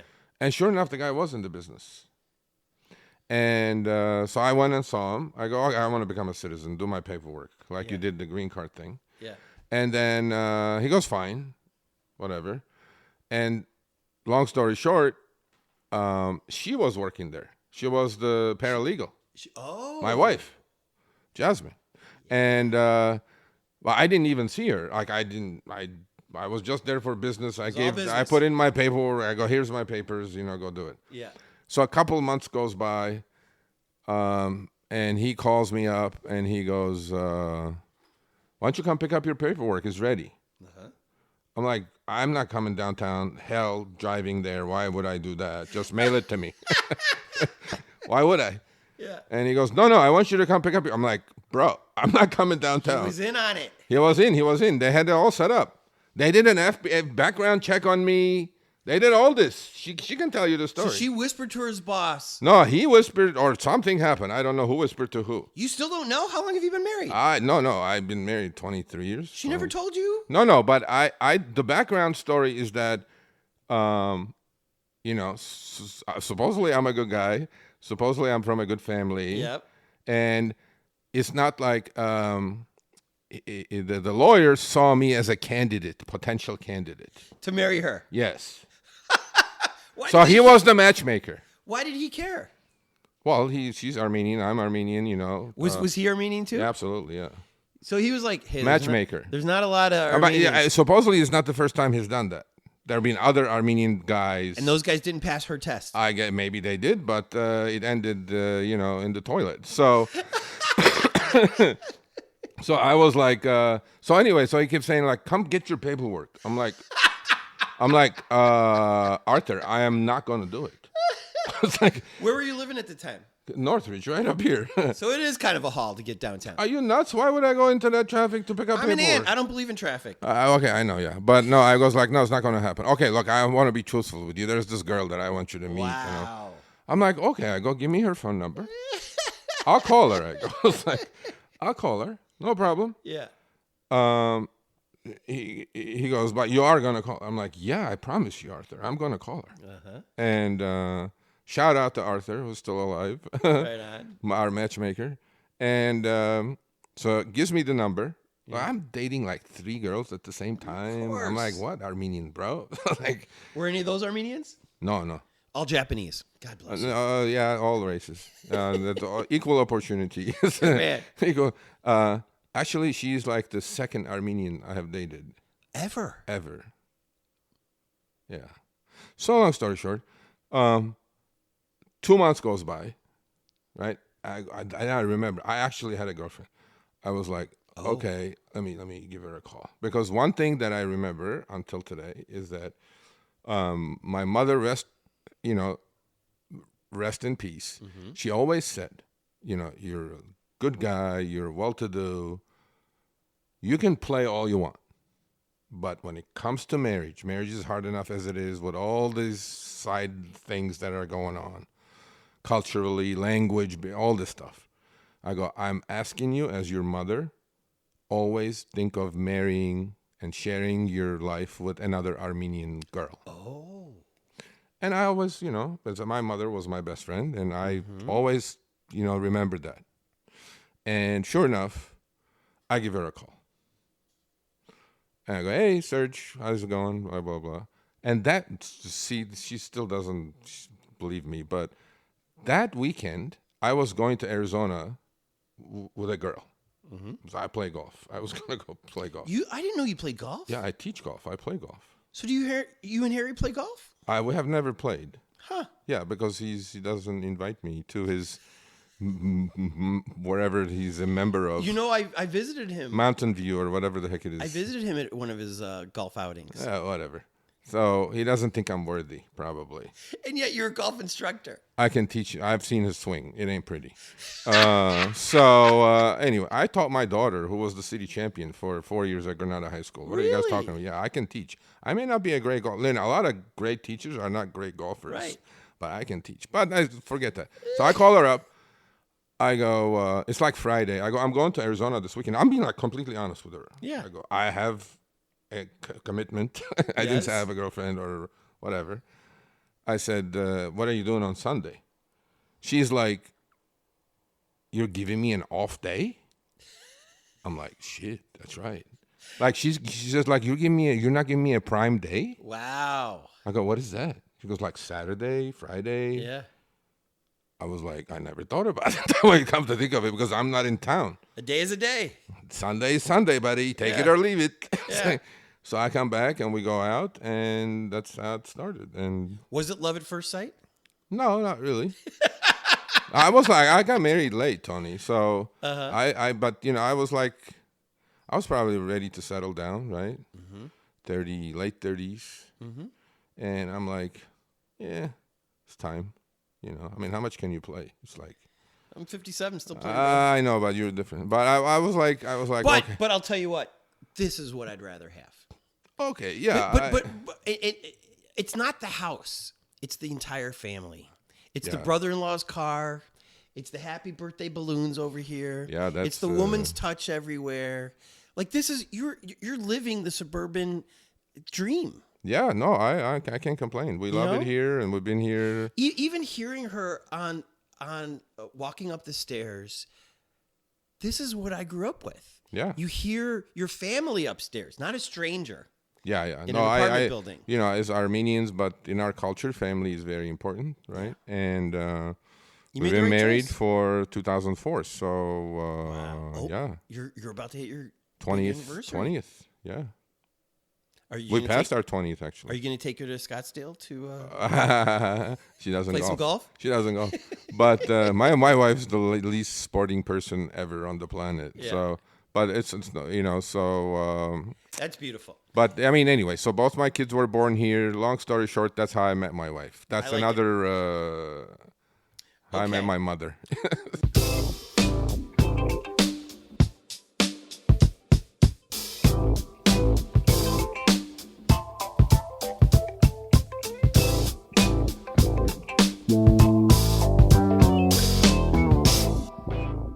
You're boycotting Uber. Yes, I'm gonna tweet right after this interview. And I my have a- 9th day of personal boycott of Uber. Some people may not agree. Some people may agree. I am absolutely against what is going on. And I have a feeling this is going to be a short. boycott? Yes. Day 9? It's still short. I don't think it's going to be day 30. Depends. I don't think so. Depends on them. Well, this is why. Not me. Unlike most. I'm not giving. I'm willing to die on this hill. Well, because you had Lyft. No. Has nothing to do with I have Lyft. I'm willing to die on this hill. If this was the only hill, you wouldn't. I'm willing to die on this hill. But, okay. That's how committed I am to this. So Oh, but hold on. This is Yeah. why I think it's going to be short. I think this is such a fixable problem. for them, Yeah. I can fix it too. I fixed it already for myself. But that's not your point. You're being That's not the idealistic point. about this. That's not the point whatsoever. I fixed it within half an hour. Right. Because these people. Okay, explain the boycott. Okay, the boycott is I have always used Androids to do gig work. Uber, Lyft, DoorDash, whatever it is. I like Androids because they're an open system without getting into technicalities. I can go download older versions of Uber app with all kinds of glitches in it that were favorable to me. All these things. Oh, I didn't know that. Absolutely. Why do you think I use an Android? Should drivers do that? No, it's too late. They close the gaps too soon. There's an update every day now, almost. Yeah, they're not dumb, Tony. They didn't become a $140 billion company because they're dumb. They They're used to smart. be dumb. They're smart. No, they were never dumb. They're just played dumb. So anyway, so week ago, 9 days ago now, I turned my app on. I was going to do some trips. Because I saw Surge right down the street. I mean, literally, it was down the street. I'm like, I'm grabbing that $10 Surge, you shit, and then do a little short trip. Boom, $20 later, I'm good. $20. Yeah. I was like, it wouldn't let me go online. Yeah. And usually when there is a terms of service agreement adjustment or amendment, they will not let you go online until you agree, Right. right? I'm thinking it's one of those. Well, I'm like, okay, let me see what this is. I click on it, and it says you must give Uber override permission over all other apps on your phone. Yeah. And I go, okay, this is new. And I am not going to do that. First of all, it's my phone, my private phone. That's right. And Uber, this is not only anti-competitive because I'm multi-app. I use 3, 4, 5 apps all on at the same time because I'm an independent contractor. My time is for sale to the highest bidder.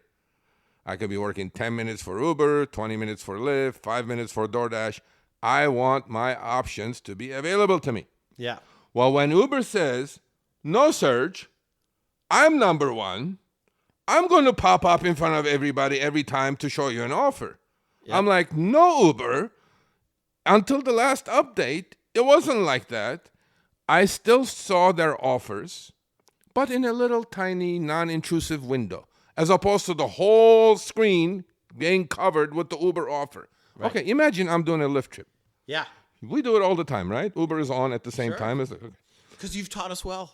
Okay. So I'm looking at, let's say, Lyft navigation. I'm taking people right, left, somewhere. An Uber offer shows up. I can't even see the navigation. So why is Uber so special? I'm not sure. And it started with this update. It was not like that before. I had it set up on my Android with a little picture-in-picture window. I still was seeing the offer, but I would have to click on it to see the details, which was my choice. Yes. They changed it on the last update and say, no, sir, if you don't give me that permission, you can't go on and make money. Mm-hmm. So I'm going like, all right, you messed with the wrong driver. Yes. And now I'm day 9 of the boycott. I've spoken to Uber about this. Yeah. Hopefully, the standoff will end. Because all you're asking for is all a I'm toggle. asking is a choice. Right. There may be some drivers who like that. That's right. All power to you, buddy. Yeah. Let it override everything you're doing. Like, the override issue is not as simple as people think. I could be texting. I will accept the trip by mistake. That's right. And I have to cancel. Then the passenger is unhappy. Yeah. I'm unhappy. My cancellation rate's going up. Yep. Why? Doesn't make sense. All I'm saying to Uber is give me, as the driver, the choice. Yes. To give you the override or not give you the override. Don't you think, and you're the best person to ask for this, don't you think this is the problem with capitalism and companies that are on the stock market, is that having $1 billion profit isn't not enough. No, not you enough. have to have $1.1 billion the next quarter, $1.2 billion the next quarter. Don't you think that's a problem? That's an absolute problem. All right, fine. Absolute problem. And look, I'm involved in stocks. I still trade stocks. Mm-hmm. Finance is my background. That's my living until today. Yeah. However, the overreach on my privacy. Like, there are a lot of issues in this. There's privacy issues. Yep. There is anti-competitive issues. I mean, like Lyft could say, screw you, Uber. Why should you be number one? I'm a rideshare company here. Why should your offers take precedence? Lyft could say... And by the way, Lyft has the same exact thing. I could give Lyft override by choice. There's a toggle on, then toggle off button. Yeah. Lyft has exactly the same thing, but they don't force feed me or shove it down my throat saying, you don't choose me, I'm not going to let you go online and make a living. Because David is a good man. Well, I don't know who is what, but this better change because the tweet's going out right after this, day 9. And it's getting traction, Tony. It's getting traction. You're getting retweeted by Cory Doctorow. Absolutely. I'm getting, and all his who's friends. a hero to me. Because, you know Cory? Well, I know of him. I may have met him, but I was living in San Francisco in 1994. Cory's the man. And Boing Boing was one of the first internet websites ever. Ever. Because when internet started, people were like, well, this is cool, but what's on it? Because there wasn't really nothing on it. Yeah, Cory's and so Boing Boing was one of the first interesting tech, but in a fun way, tech digital magazine. Yeah. And he was Mark Freuden, Shenny Jardin.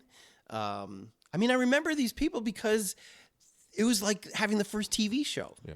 So when Cory, you said Cory, I had Cory on the show. You watched that, I hope. Oh, I didn't watch that Oh, one. my God. One of our most watched episodes ever. I'm sure. And You know, our guests only go on like 25, 30 minutes. Yeah. Even David Risher was on for 30 minutes. Yeah. The crowd was like, don't let this guy go, Serge. Good.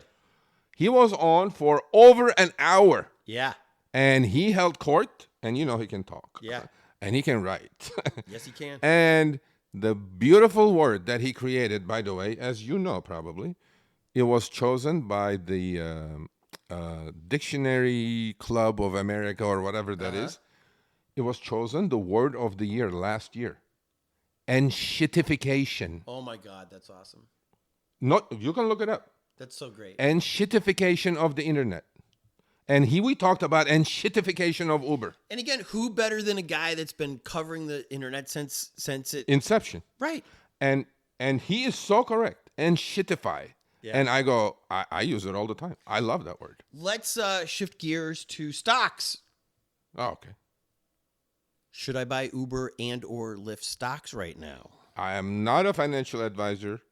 Yes, you are. Well, no, I'm not. I'm not a legal financial advisor. However, when I can give you this much, I do consulting a lot for sell-side analysts, hedge funds, and things like that. So I can freely say Are those this good thing. stocks right now is all I'm asking. Uber and Lyft. Lyft probably is better than Uber at the moment because they are truly competing, right? At $13 a share, I'm pretty sure. Well, here's the math. I'm like looking at Uber and Lyft. I told everybody to buy Uber that I knew it at $23 a share. What's that now? 73 Oh my goodness. in a year and a half. All you do is make people money. No, but do you know why I said that? Why is that? Okay. Uber released upfront fares. Yeah. I drove with it it's just a single week. Yeah. And I did an analyst call literally that week, a consulting call. Yeah. And I told them, buy every share you can buy. Because you saw the Uber raping the My drivers? dumb shit, me the driver. Yeah. And I was like, holy shit. They have not completely separated what the driver pays from what the driver receives. Right. And they're making it look like, oh, look, we're selling you the destination now. Yeah. And It I was the like, great- oh my God, if they don't make money with this, I said, they will never make money. Right. And sure enough, because it look was where an they're- amazing bait and switch. The bait is, here's the freedom you always wanted. Yeah. If you want a $20 ride, here's the $20 ride. It says $20 on Take it. it or leave it. But the switch was behind the scenes. That's actually a $25 ride. Yep. But because we're presenting it as a $20 That's ride, because the day before upfront fares, you knew exactly what you were going to get paid. right. Because they paid 60 cents a mile, which is 7 cents under the IRS deduction, Yeah. and 21 cents a minute in Los Angeles. Right. They said, no more 60 cents, no more 21 cents. We have this algorithm that calculates 70 different things in a millisecond Yeah. and spits out a price to the rider and spits out a price to you, take it or leave it price. Right. You don't want it? No problem.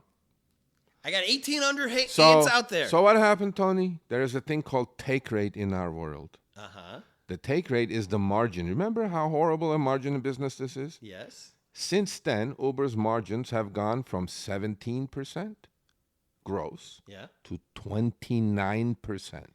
And Uber still claims that they're not paying the drivers less. So what they have done now is they're charging the rider as much as they can with elasticity, Yep. and they're paying the driver as little as they can. Yeah. And that margin has increased, and that's why first time they showed profitability. And I knew at $23 then, I said, holy shit, this is it. You're like Jim Cramer. Bye. Bye. Yeah. And Okay, so Lyft real quick. Lyft, I think, is better. So a quick explanation on this. Again, not financial advice. Lyft is at $15 right now. Lyft is 13 and change. What were they When David Risher took over, it was about 10. What about when you had your aha moment about Uber? 9. Lyft has been dead for... But still 9 to 15, that's a pretty nice it's jump. 13. It's 13 now. 13 and a half. Actually, it went from 9 to 20, and then now it's 13 and a half. Why did it go down so far? It's just markets not doing well, and Uber hit almost 90. It's now 73, so it was 90. It was a quadruple almost, right? Because Uber's upfront algo was a lot better, and Lyft could not compete than Lyft's. Better in robbing the driver? Absolutely. Okay. Absolutely. Because Lyft And has... also Uber cut the incentives a lot faster than Lyft did True. after coming out of Which the is why we were all pandemic. driving Uber for a while. Or I'm sorry, Exactly. Lyft for a while. Exactly. Like we were So massively driving Lyft. now Lyft is very competitive in pricing. Their algo is definitely straighter, Yeah. right? And David Risher is doing a lot of good things, Yeah. right, at Lyft. And here's the thing, my simple math. I mean, there's many metrics that I can talk about, which will be boring to the 12 people listening. Yeah. This is it. Market's 100%, Okay. right? Rideshare market, total rideshare, Yeah. total addressable market. Yeah. TAM, we call it. Which is $1 trillion industry, right? Forget the $1 trillion. Let's say it's $1. Okay. It's a Single pie. dollar. It's a pot, the pot. Yeah. Uber has 75% of the pot. It's 75? I thought it was only 70. 75. Wow. And because last management at Lyft almost left the company for dead. You guys were saying all the time that... Yeah. If David Risher didn't come around, Lyft wouldn't be around today. They would have been bought out by some other company. By Probably. Uber. No, they will never happen because that'll be a monopoly. There's antitrust laws. That's true. Yeah. So 75% is Uber's market share. Yeah. We're talking just the U.S. because Uber is a global company. Yeah. But in the U.S. and Canada, because Lyft is in Canada as well, they have 25% market share. All right, so let's look at the market capitalization. Would you say they do the same thing? Sure. All right, they do exactly the same business. Yeah. So the comparison is really easy. Right. Right. Okay. So Uber at $70 today, Yep. let's say, is worth, market capitalization is worth $140 billion. Yeah. Lyft, on the other hand, at $13 and change, is worth $7 billion. Okay. All right. So Uber 140, Lyft 7. Yeah. What is that? 20 to 1? It's huge. 20 to 1. Right. However, the market share on the same business is 3 to 1. See what I'm saying here, right? So either Uber is extremely expensive at this price, Overvalued. overvalued, or Lyft is extremely undervalued, or somewhere in between. So when you ask me who would I buy, that's why I said Lyft. Yeah. So do you think Lyft is undervalued? At this price, I think it is. Well, even if it's not undervalued, even if they're both going to go down, I think Lyft is going to go down less than But Uber. why would they go down? Because it's not an easy business to be in. But it doesn't seem like passengers are not taking Uber and Lyft right now. They are taking it, and in With more numbers higher than prices, ever. In more numbers than ever. shittier quality. Yes, They're still taking it. yes, they are.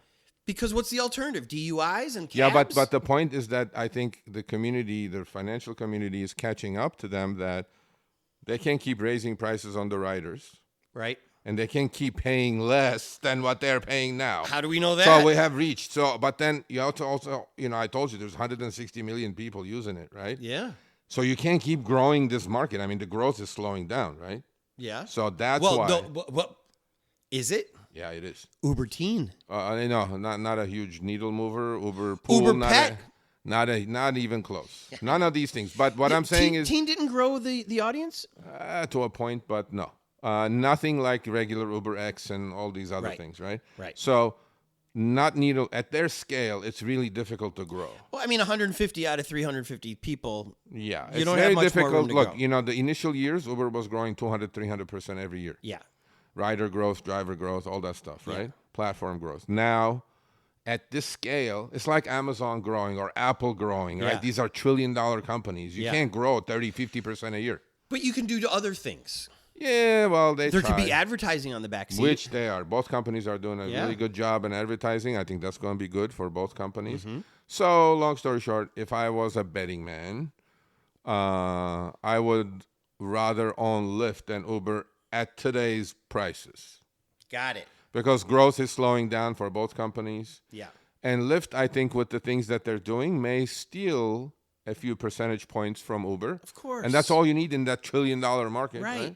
Right. And I used to talk about Coke and Pepsi all the time, but then Yeah. I just read that Dr. Pepper lapped or leapfrogged Pepsi, which I still don't believe. Yeah, but look, I mean, I love Dr. Pepper, but I see Pepsi everywhere. yeah, but I mean, again, scale, right? You have to understand at these companies, when they create these marketplaces and scale becomes the issue. one of the worst things that exists for drivers today is support, right? We talk about that. It's because of scale. When you do 2.7 billion trips a quarter, Yeah. billion with a B, Yeah. not dollars worth, individual trips and deliveries globally, right? How many tickets you think get created? Millions of tickets a day. And you call support, they go like, I don't know what you're talking about. Don't know, don't care. Yeah, because at that scale is the enemy. There's going to be a driver Scale that can is the figure it out. enemy for deactivation. Scale is the enemy for support. Scale is the enemy. And scale is the enemy for the rider not getting shittier cars and shittier drivers. True.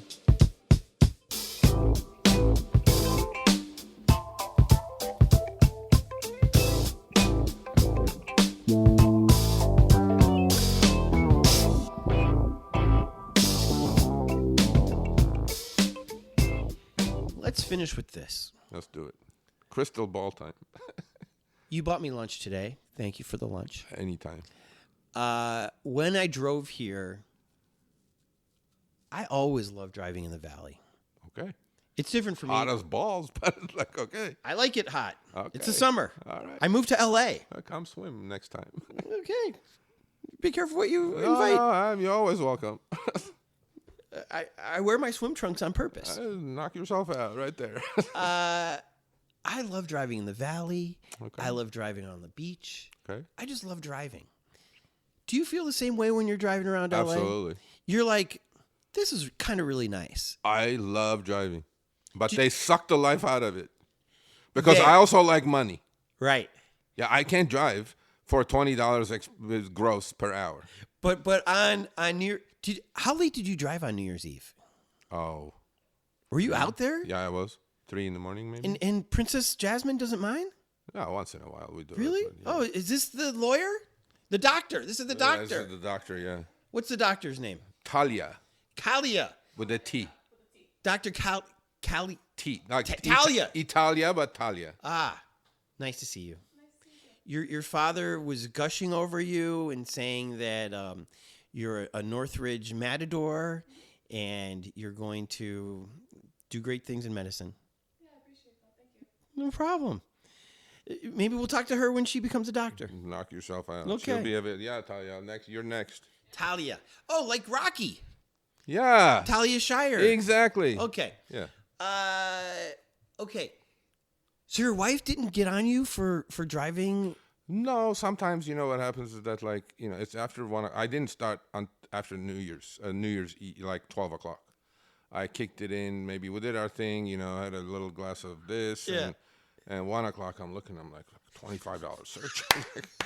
I'm still the old dog. I'm like the Pavlov's dog. Like you hear that ping. Yeah.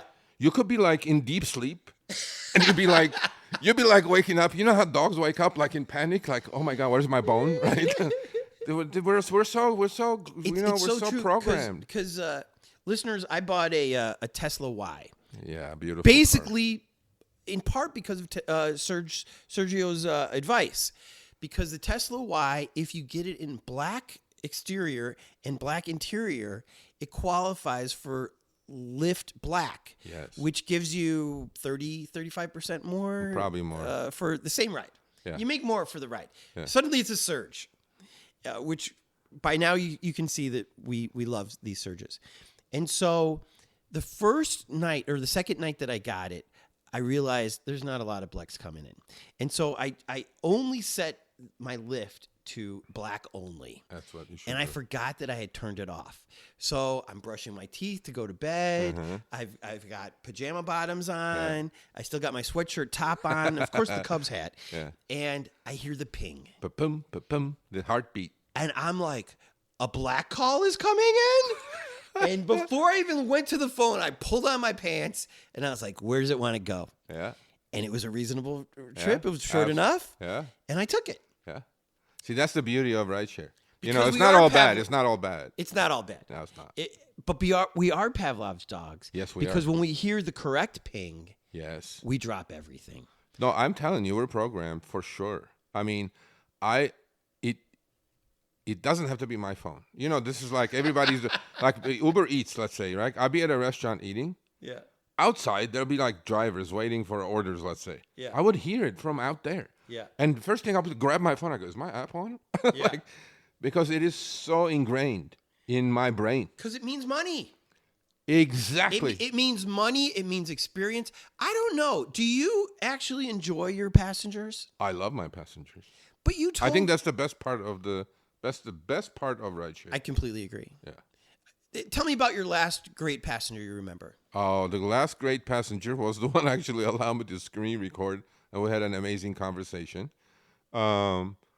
A gentleman that I picked up who actually knew about the plight of the drivers, and I was surprised that What neighborhood did you pick him up? Western, south of Hollywood, Western. What are you doing way down there? I drive. What do you think I'm going to do? I'm going to drive in the valley? As much as you love the valley, there are no trips here, buddy. But It's like, when I watch you, you say you put on your destination. that's on Lyft. Oh, I was on Uber. I was driving on Uber. right. I have both apps on until the boycott. I can't drive. So for some reason you were in my neighborhood. yeah, I was like Western and let's say Like Western and Beverly, Okay. you know? And I picked them up, comfort trip, 15 minutes for $5, Prop 22 money right there. And I'm like, okay.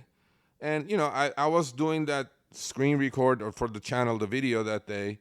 I was, I like talking, as you can tell. You like talking. Sure. But I let the passenger take the lead. Yeah. But on days that I'm doing a little bit of research, like, what did you pay for this trip? I'm not going to go like fall off the roof and say, what did you pay for this trip, right? Yeah. So we know we're veterans. We break the ice and, Yeah. it was smoothly get into the subject. Yeah. And he was an amazing, amazing, passenger. That was my last passenger since I can't go online, Uber, and drive. Put the toggle on there. We know you got 33,000. You know what? I employees. had an app update today. Oh. I was so excited. Yeah. I immediately updated it. Yeah. I go to my app, still not fixed. Bummer, right? And I'm going to tweet that today. I had an app update. I was expecting to be You fixed. had a chance. It's not fixed, Tell me about the passengers in this area, Granada Hills. Mostly, look, most trips here that you get are going into the city. Oh. Most, yeah. Over the hill to either Santa Monica or to West Hollywood. It's true because Or downtown. every now and then I will tweet out a picture and I'll be like, "Ooh, I'm in Granada Hills," or "Ooh, I'm in." Yeah, I know that. And then you're like, "Come on over." Exactly. Come have And a I'm beer. like, "It's 9:00, Yeah, I man. know. I'm trying to make Yeah, some money." but I think depending on the time of the day, like if I go online weekends, let's say Friday, Saturdays, around 5, 6, 70% chance that I'm being taken to the city, which is perfect for me. Great ride. Absolutely. Well, not the money on that specific trip, Will you make but I'm 20 getting bucks? to where I want to go to, getting paid at the same time. Will you get paid $20 to take somebody from Granada Hills to downtown? More. Good. Yeah, 25. That's good, right? An hour though. It takes an hour to do that. Yeah, easy. Hey. 25 miles. There's no carpool lanes in between. There here? is, but only on the 170 and the 101 and the 5. But then you get, once you get on that 101 stretch, you're By screwed. Universal. Yeah, you're screwed there. You are screwed. Right and about- then when right you get by past- my house, Right past Vermont, towards downtown, you're screwed. it's a disaster. red zone. Yeah. It's But- terrible. But that's why, again, patience, position planning, right? Yeah. Now, at 6 p.m. or 5 p.m. on a Friday or a Saturday, Yeah. where would I want to go? 5:00. Not downtown. Uh-huh. I'd rather go Santa Monica. Why? 405 South is pretty wide open. At 5 p.m. Yeah. 405 South. South. North is horrible.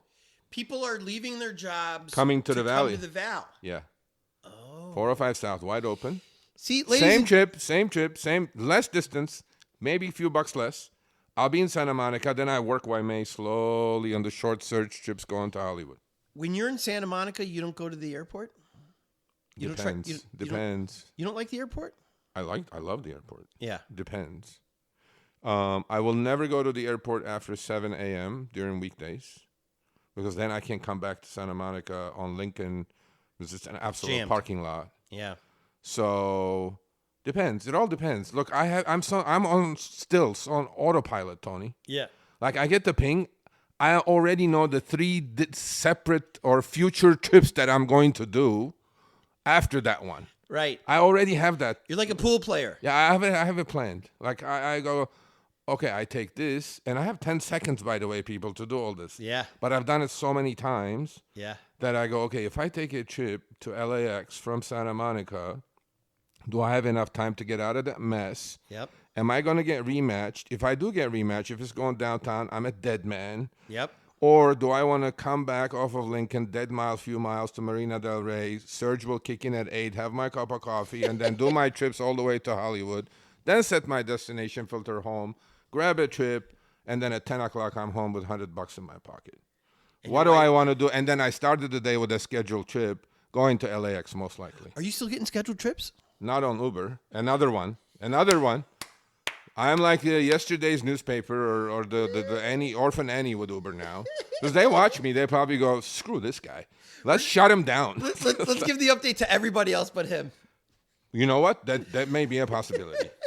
I wouldn't put it behind them. But no, they I love you. They've got to love you. Look, all I know is I know they appreciate what I'm doing, right? And they are listening. They truly, we have fixed a lot of things without people knowing. We really have. Yes. And we've gotten a lot of money to drivers from that Prop 22 thing to the EV shaving. You know, we call it shaving. They shave quite a bit. And, you know, this last thing, by the way, when you were talking about it, you didn't watch it. I know it's not going to come to California. Yeah. But it's in 10 different cities already. Yeah. As of July 1st.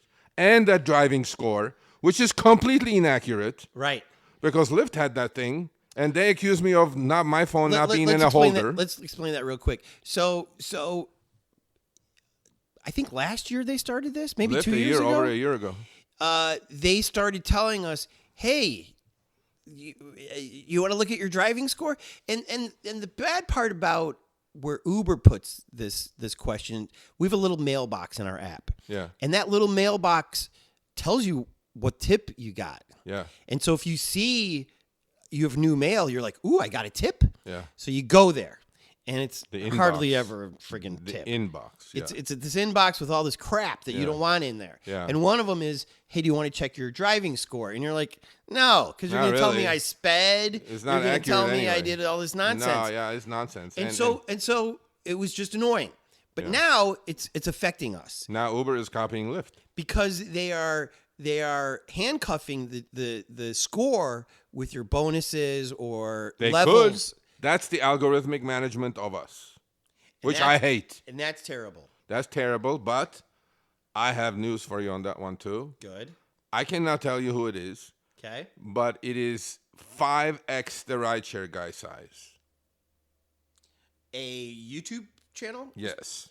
Yeah, okay. We'll have a collaboration coming up on July 10th on that. Oh. On algorithms. Oh. And I'm the guy.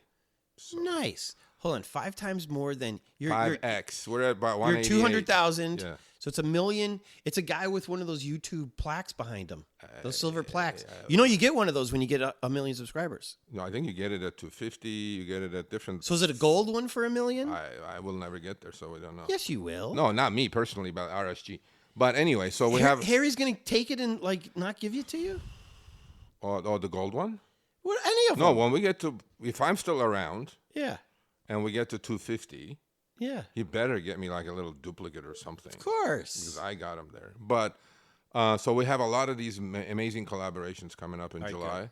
We have the Prop 22 expose coming in July. We have this algorithmic, I'm not going to call it discrimination collaboration coming out. We have a lot of stuff happening in July. You mentioned EV share. I'm not doing any of their bonuses for the You can't. They took it out of control. Because you know why? They changed it because of us. I feel bad. No, they say if you They do, used to give you $1 per EV trip. but you have to hit 60. We nailed them. you have to hit- Because they were stealing your money. But I still have that offer. Yeah, no. On Uber now, it's you have to do 200 trips to get $210. Which is why I don't do it. exactly. But then Lyft is like 60 for in a week. 80 or whatever. That's doable.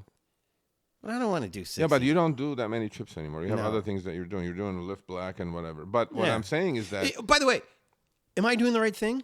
100%. Okay.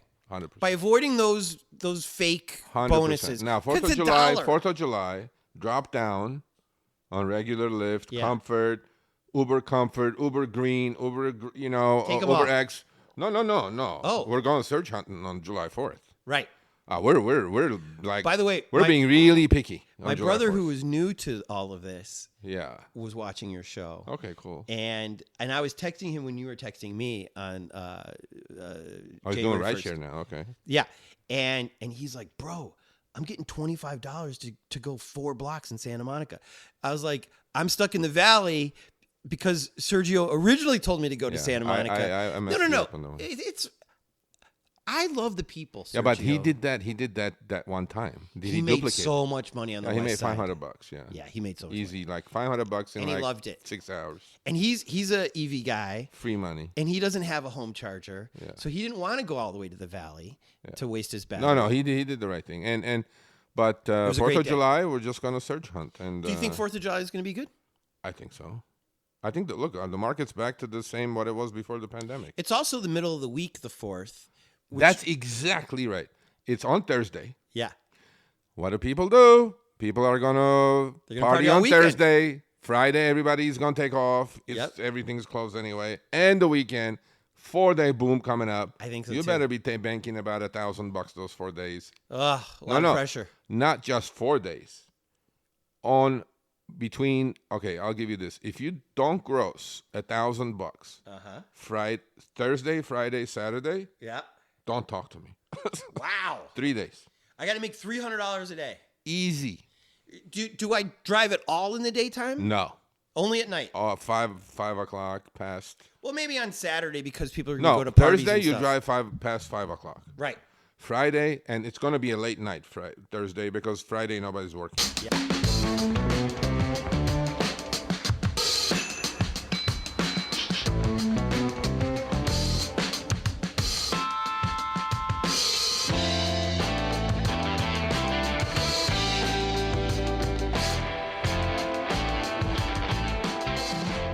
Let's do. I keep saying I'm going to end this, but how can I stop talking to you, Sergio? I don't care if you end it or not. So let's do a rapid fire.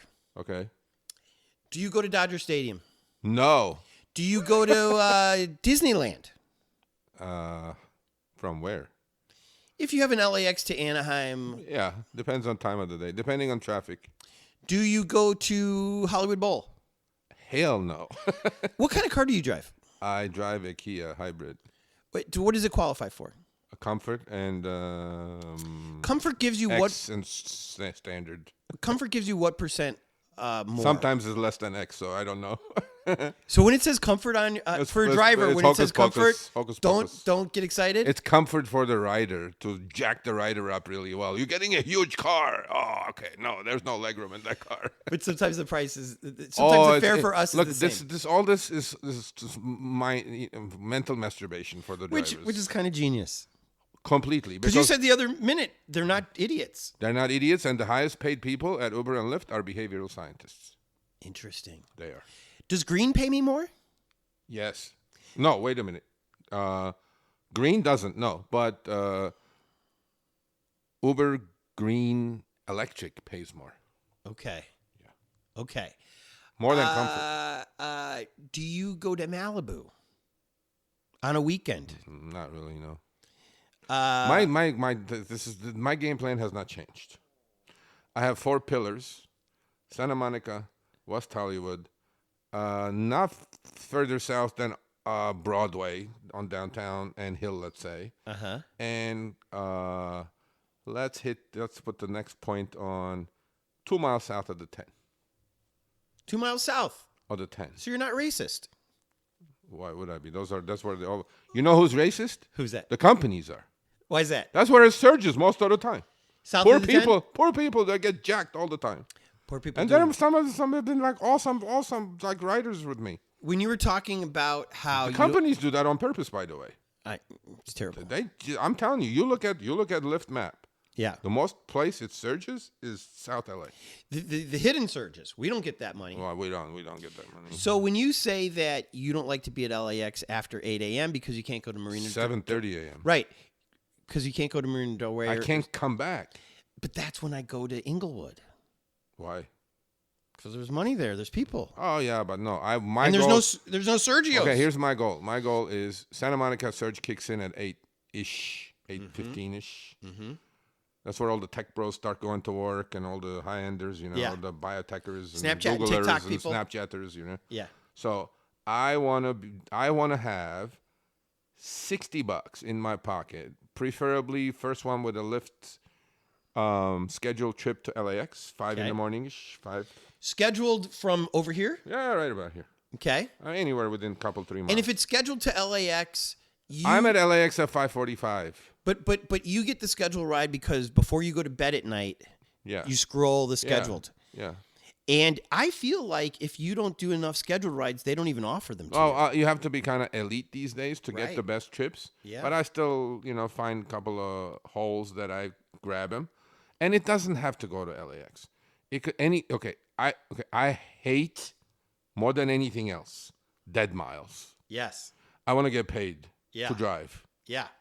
So the choice of me dead miling, it's not that far. From here to Westwood Boulevard on the Yeah. 405, it's like 14, 15 miles. Yeah. It's not that much. But I want to get paid at least $15 to go there. Okay. So it could be taking me to UCLA. It could be taking me to Santa Monica. It doesn't have to be LAX. Do you like driving around UCLA? Yeah, not really. Me neither. Not really. Only entitled little bastards. In the hills, and there's potholes. Yeah, those hills, those are real hills. I despise Hollywood Hills. I despise all of that, yeah. Yeah. But, so that's my area, man. I just want to stick to that area when there's morning rush hour. I'm also not crazy about driving Lyft passengers to LAX because I feel like the automatic match is weird sometimes, where they'll say you're matched, but we're not going to tell you with who, but just drive over there. Have you never gotten that before? No. It's not good. No, they I changed want to know it? exactly what's going on. They changed it, maybe. It's 50% of the time. No, look, they change things all the time. Yeah. And luckily, because of our audience now and Show Me the Money, I mean, truly, I get 1,500 plus emails a week. And that's okay with you? That's perfectly You love 'em great all. with me. I love them all. It's information. I respond to all of them. God bless you. And it could be one-liner or it could be detail. Yeah. 80, 90% of what we catch Yeah. is because of them. Should you Because be- I'm just a schmuck in LA. Yeah. But I have eyes and ears everywhere, including New Zealand, including Australia, including London, including every small, medium, large city in the country. Everybody wants your take. Let me explain something to you. The other day, when Uber prematurely, did what they did, Yeah.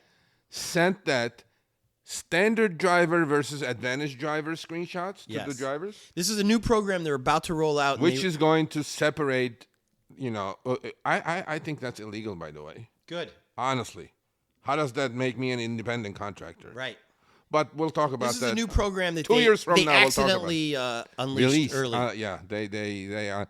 And and so when my rideshare guy email is on my phone. Okay. So I know something big is happening when my rideshare guy email goes nuts.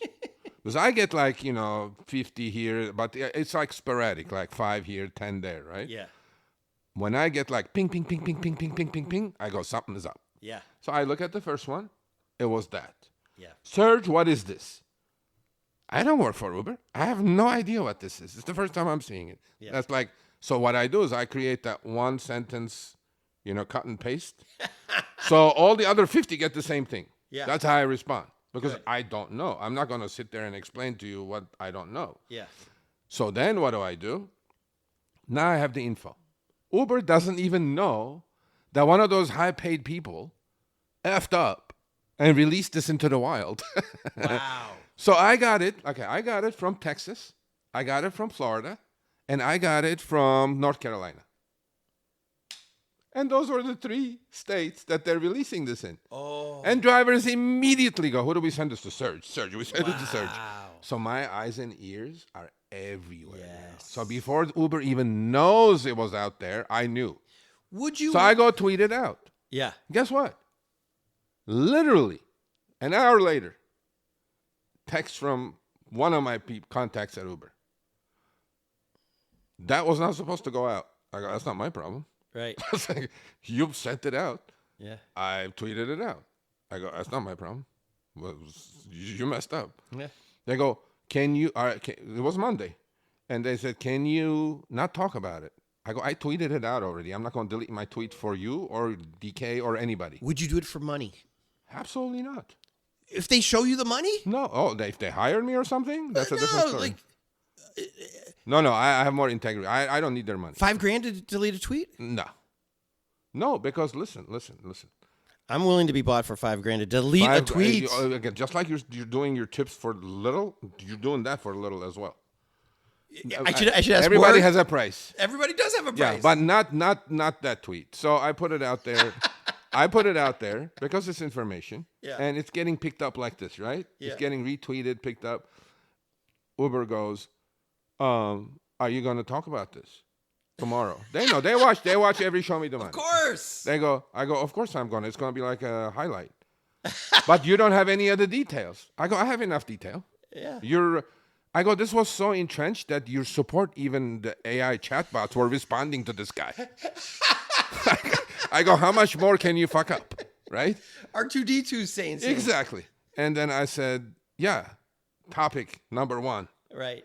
In fact, the headline of the show, is Uber punishing drivers. It was. Yeah. That was a great headline. And so far, it's doing crazy well. It's like I think it's like 6,000 views on the replay already, right? So I go, yes, of course. They go, well, can you just hold off, not talk about it?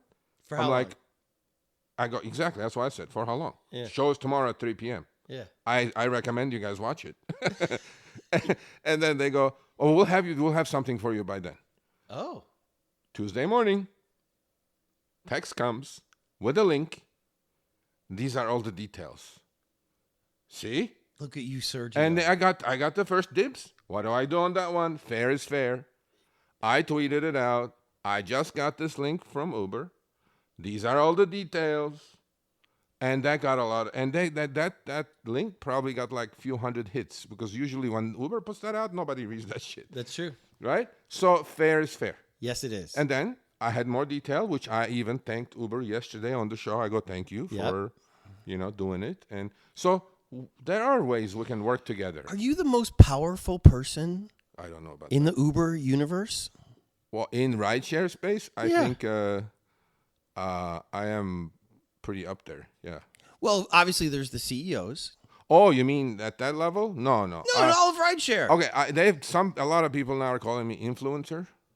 For sure. And I'm like, I'm too old for me to be an influencer. Why does age have anything to do with it? No, I know, but I'm not that, into that kind of thing. But I definitely feel like I know what I'm talking about. You do? I know what I'm talking about when it comes to the companies. I know what I'm talking about because I still drive. When it comes to the drivers, Yeah. I know definitely now. I've learned quite a bit that I know what I'm talking about when it comes to legislation. Yep. 'Cause I've spoken to enough legislators. So I think I have a pretty good handle on legislative part, driver issues, and companies. Mm-hmm. And I am able to put myself in the company's shoes. Mm-hmm. I'm definitely putting myself in the driver's shoes because I'm actually doing it if Uber lets me drive. Right. And then legislative side, I have a website, sergioavedian.com. Yeah. And you can go visit it. I'm doing a lot of consulting, so... I don't want to put you on the spot, but I'm going to put you on the spot. Sure. If one of these companies, and I hope it's Lyft, offers you I can't. a vice president job, I can't. vice president of driver affairs, Tony. and Okay. you can be yourself. You don't have to be a company man. you can be the person that we love, who's a straight shooter, always tells the truth. Obviously, there's company secrets, whatever. But would it be interesting for you to work on that side of the fence? Or do you like this side of the fence? Okay, how do I answer this one? I did put you on the spot, huh? Shit. Because vice presidents make money, bro. No, I don't know about the money. What if they give you a whole bunch of stocks? You love stocks. Yeah, but no, it's not that. It's Okay, $14. So here's Hold on, wait a second. If they offered you stocks, would it be at $14 or could they give you? No, it'll be at 0 most likely. That's how stock options work. There's still options that are There's at no pennies? still options. You vested. There are options. There'll be options at 2, 4, 6, 8, 10, whatever. Yeah. I didn't know this. That's how stock options work. Yeah. So if they gave you sub-dollar stock options, They're always sub-dollar, but then some are way above the existing current price of the stock. well, who wants So those? you do better as an executive, and stock goes up, and then you can exercise your options. Oh, I hear what you're saying. Okay. So here's my question. If they offered you this job where you could actually be on that side of the fence Yeah. and you could rattle the cages from inside, Yeah. would that be interesting to you? Yes, it will be. Okay. Okay. The other thing is that we can finish on this if you want. And if you needed an assistant, I am. Yeah. No, I never forget my people. Not that this conversation has taken place.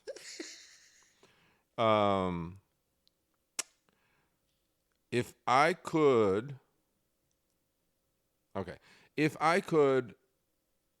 be employed by these companies, not Yeah. as an outside gun, but Okay. employee, Right. go eat at their amazing cafeterias and stuff. Do right? they have nice cafeterias? I can't say. They have to. If it's in that culture, don't you have to? Well, it's San in Francisco. Silicon Valley. I mean, Apple has it. Google has it. Right. Okay. So if I was given that chance Yeah. for a short period of time, And you didn't have to move up there. I don't care if I do. What? No, that's okay. Certain sacrifices have to be made.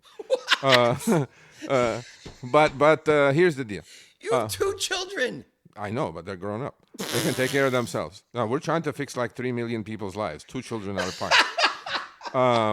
Wife is fine. They're all fine. They do They fine. all seem very They'll do happy. fine without me. That's okay. So all I'm saying is this: if I was given the chance, Yes, sir. or the offer, or the possibility of Yes. something like this, Yes. and let's say it'll be called driver liaison. Vice president. I don't know about the title. I was senior vice president at my prime brokerage house. So It I didn't don't. mean anything? No, it does. But look, I don't pay attention to titles. It's about the work that you can do, right? Okay, Here's yes. my thing. Yes. I would do it under only one circumstance. Okay. It will be just like my deal with Harry.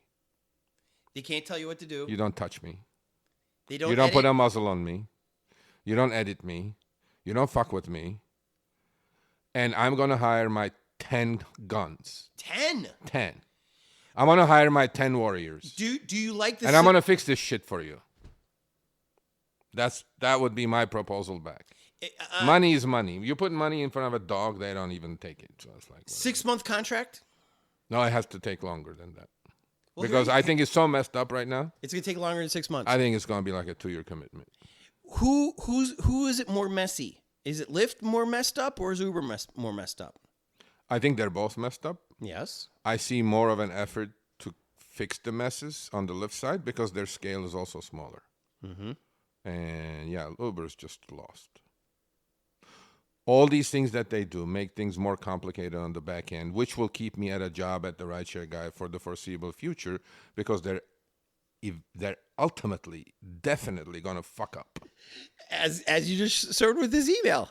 Yep. Case closed. And to me, it's like this new thing that they brought around yesterday. Yeah. So we're going to do a test between an advantage driver. Great. And then the proposed 5% extra receiving, a less receiving standard driver. Yes. Let's see what their algorithms, if they're going to give the other guy the extra I love 5%. And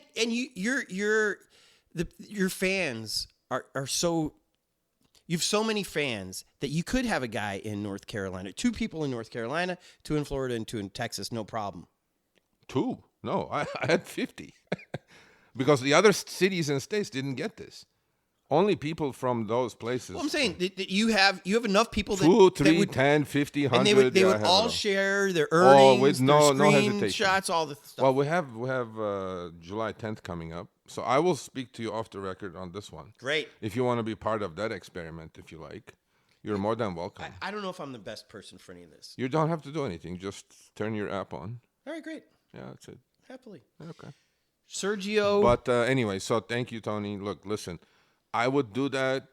I would do it under those circumstances with my best 10 warriors. Yes. My own little cubicle with 10 of us in there. You want a cubicle? I don't care about any of these material things, but I guarantee you, in 2 years, these companies will look a lot different, better.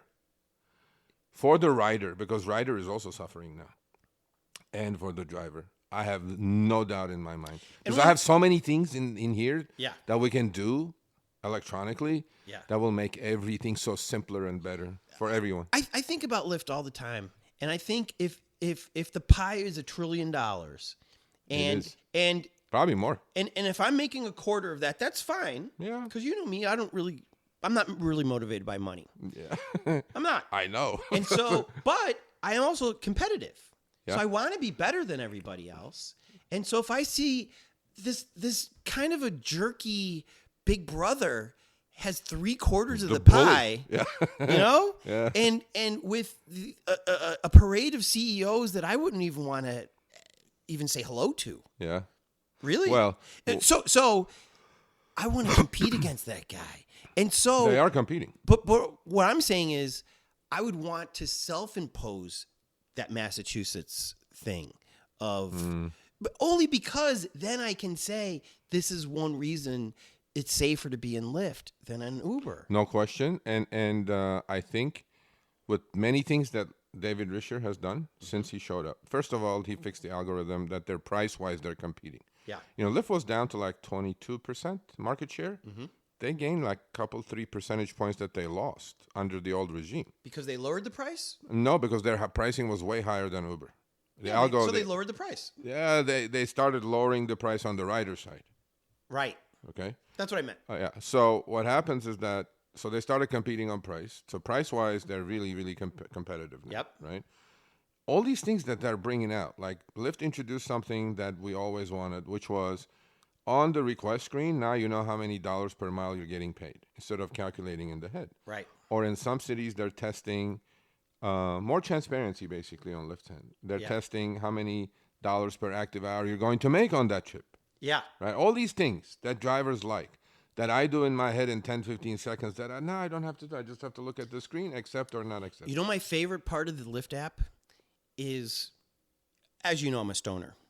Not while I'm driving, but I forget almost instantly. So I'm like, I'm picking this guy up. Where am I taking him? I just slide it up. Still there. And it's still there, plus the money. Yep. Uber doesn't do that. Of course not. I mean, and I get it. They don't want you to cancel But once now, you sober up. with what they did yesterday, okay, on the rider score part or driver score, they're following Lyft. On the advantage driver, see, I'm already thinking. I just thought about something. Yeah. When they do the standard versus advantage driver, Yeah. I already had figured this out 2 months ago in LA. Because of my low acceptance rate, everything that I'm getting is on Trip Radar. And it's like Hunger Games. Is that why I'm only getting Is that Trip why? Radar? Exactly, because of your score. And I'm told that we're not piloting that in LA.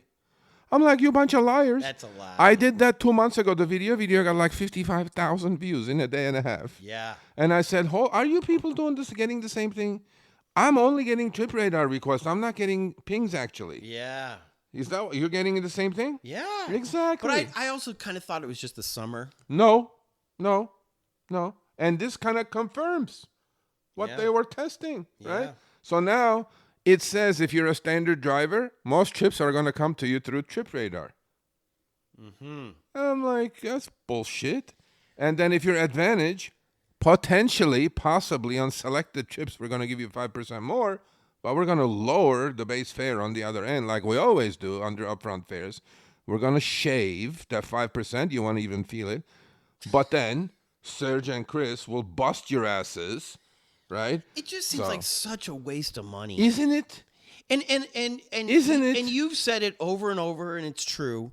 But a penny here, a penny there might not mean much to us. Hundreds of millions. But of when you dollars. multiply it for them, it does mean a lot. Yeah. But it's still, first of all, it's tacky as hell. And and care. I feel like, I mean, driver retention to me, they don't even consider, because they have kind of proven that They don't there's care. always going to be a market for people who want to drive these cars. Yes, there. And their own cars. Yeah. And put up with all this nonsense. Yeah. But I still think that there is something to say for people like you and me who have driven forever. I think we're going to give them a better ride. Of course. And that's got to be worth something. Well, Tony, we'll end on this. I think Uber specifically, in their case, I call it burning the candle on both ends. Yeah. They were only burning the candle on one end, our end, the driver end. Right. Now they're burning the candle on both ends. They're jacking the rider up, or they're ripping the rider a new one, That's right. not sharing it with the driver, so the candle is burning on both ends. That's right. And, that candle doesn't last that long. And my efforts going forward, this year at least, the next 6 months, is going to be on the legislative side to stop Uber in Massachusetts, to kill that market. This Right. beautiful, balanced market. They're about to demolish that market. Yeah. And number two, also educate the consumer now and the rider and the legislators, because sometimes legislators don't know what they're doing. Yeah. And even their best case scenarios, and they want to help the driver, but they're not. Yeah. So to me, that's going to be, I'm going to do next 6 months. Hopefully it's still around next 6 months to show me the money. Great. And continue doing that. And hopefully, if I'm still alive and around 2 years from now, maybe we'll set a date and do part 3. I would love it. And you know what I'm going to do? This was such a good conversation. I may not edit any of this. Don't edit.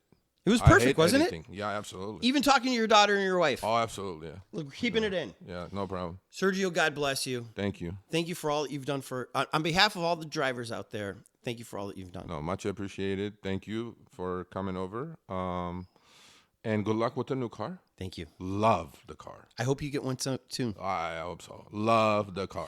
Elon, I got to say, personally, don't care for what you've done to Twitter. God damn, what a car you made. Yeah, but he's got the rocket thing landing backwards. The man. rocket. I mean, the guy is just a guy. Talk about a guy who's got 10 good people around him. Yeah, because I don't know how that he does it. I mean, I can't just to show me the money. Just we have some people around us, right? Yeah. Because to get ready for each episode, literally, Tony, it takes me like 12, 15 hours. Does it really? Yeah. That much research? Because I have 7, 8 topics that are going to be individual content, right? Right. I have to pick them. And then there's like late breaking stuff that completely messes up the schedule. And Chris has all the graphics ready to go. Well, I know. I do all the graphics. I do everything, and I email it to him with screenshots and everything, and Yeah. he sets up the show. Well, I mean the chyrons and stuff. Yeah, he sets up all that. Yeah. So, but like this Uber thing that happened. Yeah. Well, I always finish my Show Me the Money topic lineup on Sunday, and it's gone to everybody that it needs to go to. Yeah. Well, Monday morning, this broke out. Yeah. Well, we cannot leave this out. No. So let's kick this out. Let's kick that out. And then what I do is once I research it, obviously I have to read if there's law involved. Yeah. Obviously I have to read the story if there's a story involved. And then I have to be able to talk about it for 6 to 8 minutes for content. Yeah. Reasonably, intelligently. Yes. I have to have talking points. I mean, I put a lot into it. Yeah. But then I feel like we've come to the point that just like my driving, that's also on autopilot now. And I'm like, yeah. So Uber, I'm going to send this to Uber without a question. Good. They're going to listen to this. Especially the end, Uber. I'm going to tell you, listen to the end. The standoff will continue. I am more stubborn than you guys think. You have 33,000 people over there. One did this.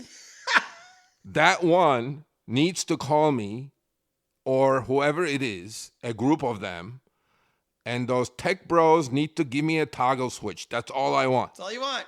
All I want. Period. We're old enough to... Because I want to drive on 4th of July, bro.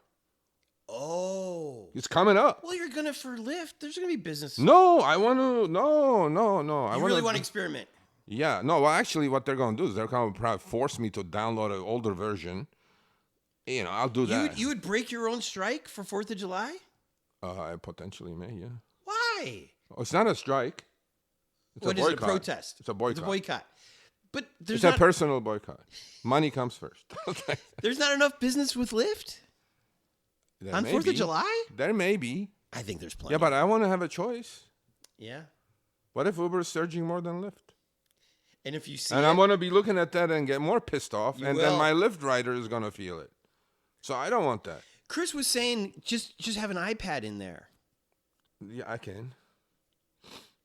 Does that defeat? I have 2 phones already, but they're both Androids, and both of them are not working. But he's saying that the iPad would be the I don't want to Apple. mess with that. I don't want to get another holder just for a week. It's like, why is this all necessary? Just give me what the hell I had. Uber, give this poor man a toggle. Fuck. Anyway, so thank you, Tony. Much appreciated. I hope you enjoyed your lunch. We'll do it again. I did. It was delicious. And good luck. Thank you. Be safe. Yeah. Everybody out there, whoever's listening, driver or rider, please be safe. Always tip your driver if you're a rider Oh my listening. God, yes. Please do. Because we are literally working for tips these days. And if you can do it in cash. I had a Yeah, driver cash. in El Sereno. By the way, never drive in El Sereno. Where the heck is that? It's kind of east of downtown. It's east of downtown. East of downtown. Yeah. Okay. I had to go over there because I had a passenger who was being responsible, and he wanted me to drive him home. Okay. And but he wanted me to drive his car home. Oh. And so he said he would give me a lift back to where my car was, where I picked him up. Oh, okay. But El Sereno has like these like almost country roads, Oh, I know what you're talking about.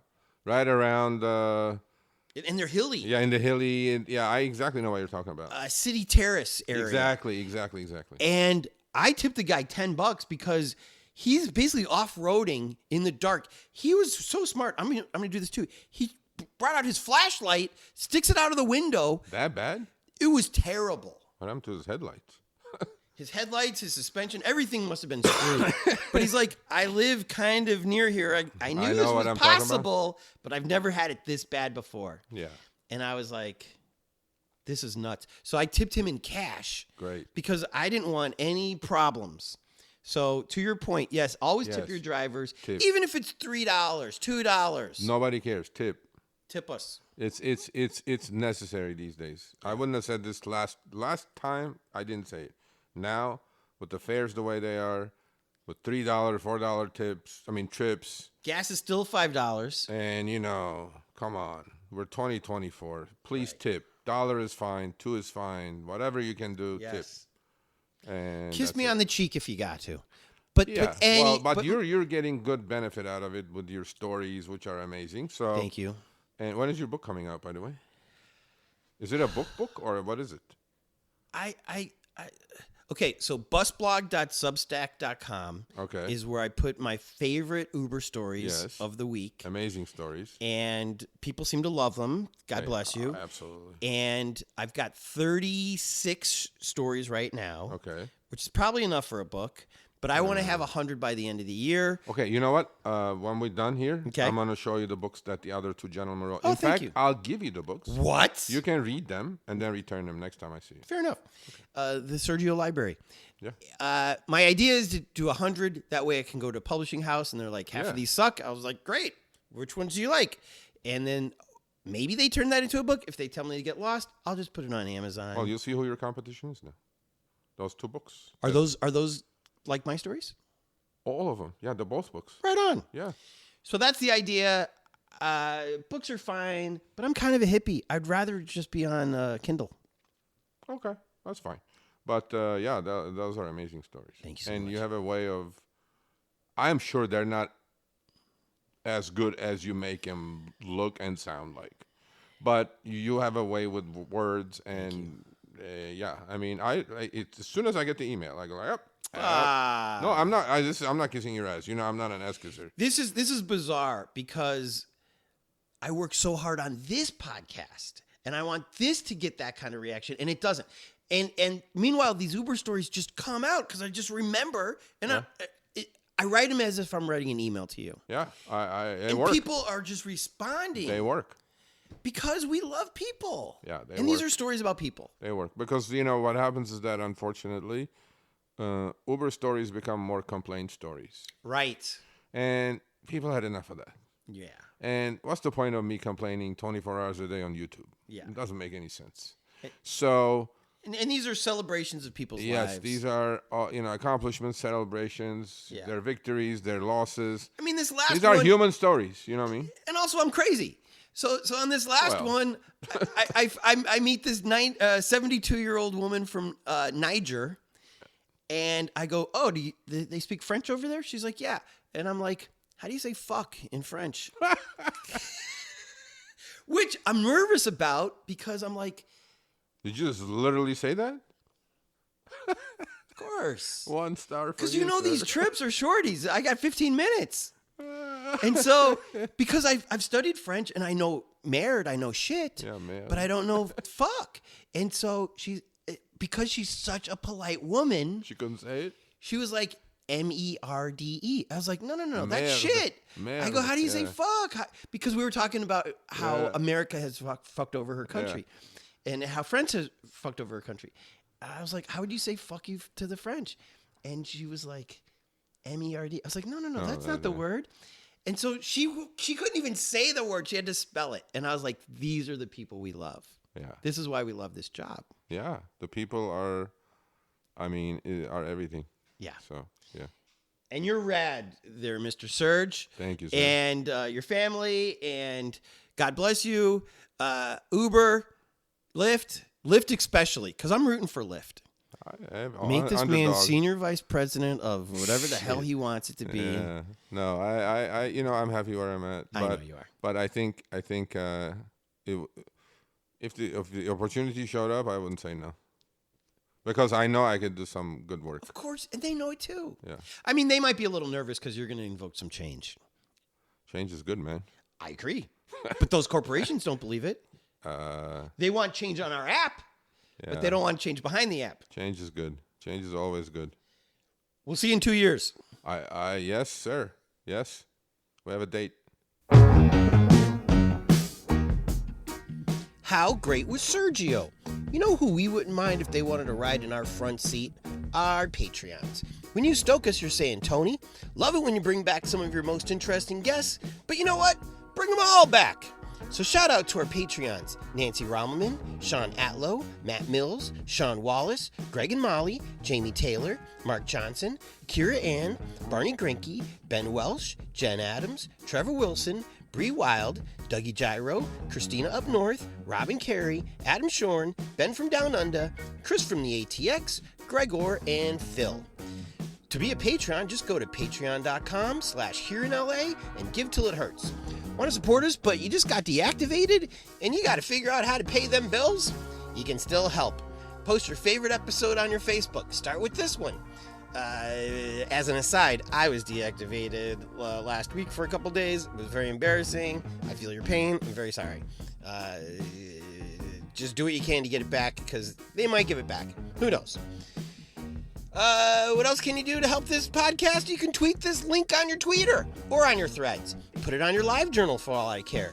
But tell your friends. Tell them how Here in LA is spelled, and then it's on Apple Podcasts and Google and even the YouTubes. Here in LA is produced by myself, Tony Pierce. Music supervision by Jordan Katz. Songs by Orgone and Jordan Katz. Special thanks to Cindy for creating the logo, Jen for inspiring this, and the hard-working drivers everywhere. Even the ants, who are driving drunks, derelicts, and debutantes all around the world. Thank you, Patriots.